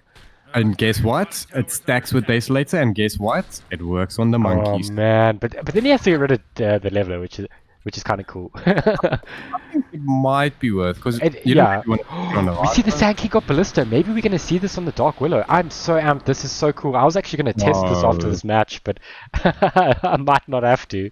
Let's see. Willow is getting it. Willow is getting it, dude. I'm so amped. Has MKB. I mean, has level 25. Wow. Let's go. Medusa got Ballista. Oh dang. Okay, I actually don't know what happens here. Like, this is gonna be insane. You're going to see now, as soon as she starts hitting a creep wave, like, every time she hits, they get knocked 50 units back. I mean, there's no way you kill 40 Dusa, damage. right? And if you're on the side of Radiant, just stand next to Dusa, because they can never get you, right? They like, I mean, Dusa ulties and knocks him back. Wow, I can't believe we got so lucky with both wait, of them getting ballistas. That is well, we very see fun. Dark Willow actually just went for the leveler, Very which I think is probably better because you don't want to knock Probably back. better, You yeah. don't technically want to knock back. Look, you get more range, which I think is pretty pog. But you know, Let's it's see. Look at that. Oh, it's only working on the one, actually. oh wow, okay. Well, I think Monkey, it's only working on the one. please be careful, dude. I don't think he has buyback. Let me just check. No, buyback says, oh, they're going to bring it back. The BKB is popped. They're going to initiate the plastic. There's the Abyssal. Oh man, the scream. But oh, he screamed him out. Screamed to the low ground. Look at that. They are fearing them away here. But I mean, they lose the disruptor. He's getting very low to the ulti, and Ravage coming through. Does Medusa. what? Oh, Saving no, the Medusa. He has no Thanking as buyback. well. Oh no, I think that's GG Red. Oh, they think that bring might down be Queen as GG. well. And there's the Ravage. Oh man, these buildings are falling so quickly. Yeah, man. look at when he hits a building. That is minus 16 armor. I mean, that's insane, yeah. We do see Bloodseeker going on to the Sanking in the back, but the Sanking is so tanky. He's Wow, Okay, the might- glimpse might- actually did all that damage to him as well, but I think the buildings will just go. Yeah. And GG Oh, is GG, man. What a game. What a Flip. series. That was insane. I can't believe that. Wow, that was insane. I mean, well done to HJVP. I mean, I did not expect them to win that late game. I also did not. Whew. I think the Monkey King's build, although it's very unorthodox, I think is what won him this game. Yeah. He completely turned it around once he had like Ags and Scotty. Yeah. And you know, once he got the defusal as well, and they took that one good fight where the Medusa did end up going down. Yeah. So, you know, insane game. I did not expect him to turn it around. That was insane, yeah. Well done to HJVP. They do progress through to the lower bracket. Unfortunately, S17 is knocked out here. But they certainly gave us a performance. They gave us some great content. They gave us an awesome game. Red, I'm still in shock right now. I mean, I don't know what happened. I mean, the Dark Willow was even popping off, you know. I mean, Bloodseeker at one point was also popping off. And you know, one of the things I think that did come into play was the Ravages fell off a bit. You know, Yeah. obviously, you What's know, the it will happen. It is something that will happen, but Mhm. you know, unfortunately for them, you know, it did fall off. Whew. Yeah. And it was kind of weird though, right? Because in that last fight, the Quap, like, he ulted the Monkey King down the hill. The Monkey King had to like stop hitting, and then I thought, okay, this is actually good for him. But then the Medusa ends up going down to the ticks of the Viper, Yeah. and then the Sand King's coming through, and it's just like, yeah, there's nothing much they can do after that. No, that was insane. But yeah, no, I mean, look, they played that well. I think, credit to Toxic Bunny on that monkey. I would say he's MVP for this game for sure. 100%. I personally was worried about the Monkey King. He's traditionally not a hero that scales. Yeah. Or not particularly well. But he also went for the late diffusal blade, which I was also like, is it going to be enough? But it certainly was. Yeah, because like him and all of his monkeys then burned mana. So Yeah. whenever he starts hitting the Medusa and he has like a monkey with him, the Medusa is losing like 70 mana per second. Yeah, or and 70, it's 80 probably going to be more than one monkey, Yeah. especially with the ulti coming down, Deuce is going to try run out of there. You're losing like 150 mana. Going out at the end. Yeah. And oh man, that was wild. I mean, it was so close. Yeah, I think they both played exceptionally well. I mean, we saw some tier 5 items coming out. We saw level 30s coming out. I mean, that was insane. The ballista on the Dusa was actually insane. I think did the ballista also push him out? I can't quite remember. I actually wanted to check again because at first when I looked, it did, and then when I looked, it didn't. But I think that was maybe because he switched his split shot off. I think Alright. I'm actually not sure. It was a bit weird. With in theory, I think it should. Yeah, I mean that's a weird interaction because I think maybe he could have just it didn't work out the way that I think it should have, and maybe then just switching for a better item, because he could have had something else. I'm not sure what neutrals they had, but he could have had the leveler, for example, if they had one, or even the orb of destruction. Yeah. But wow, that was a crazy game. So I think with that, thank you, Red, for casting that match with me. It was awesome. It was great having you here to cast. Lots of fun. Yeah, it was good. A lot. Very good games. Very nice stuff. So I think, guys, with that, we are going to be closing out the stream. Thank you for watching with us, and yeah, we'll see you in the week for some more Dota action. And yeah, it's going to be good. We'll see you guys then. Cool. Cheers, guys. Cheers.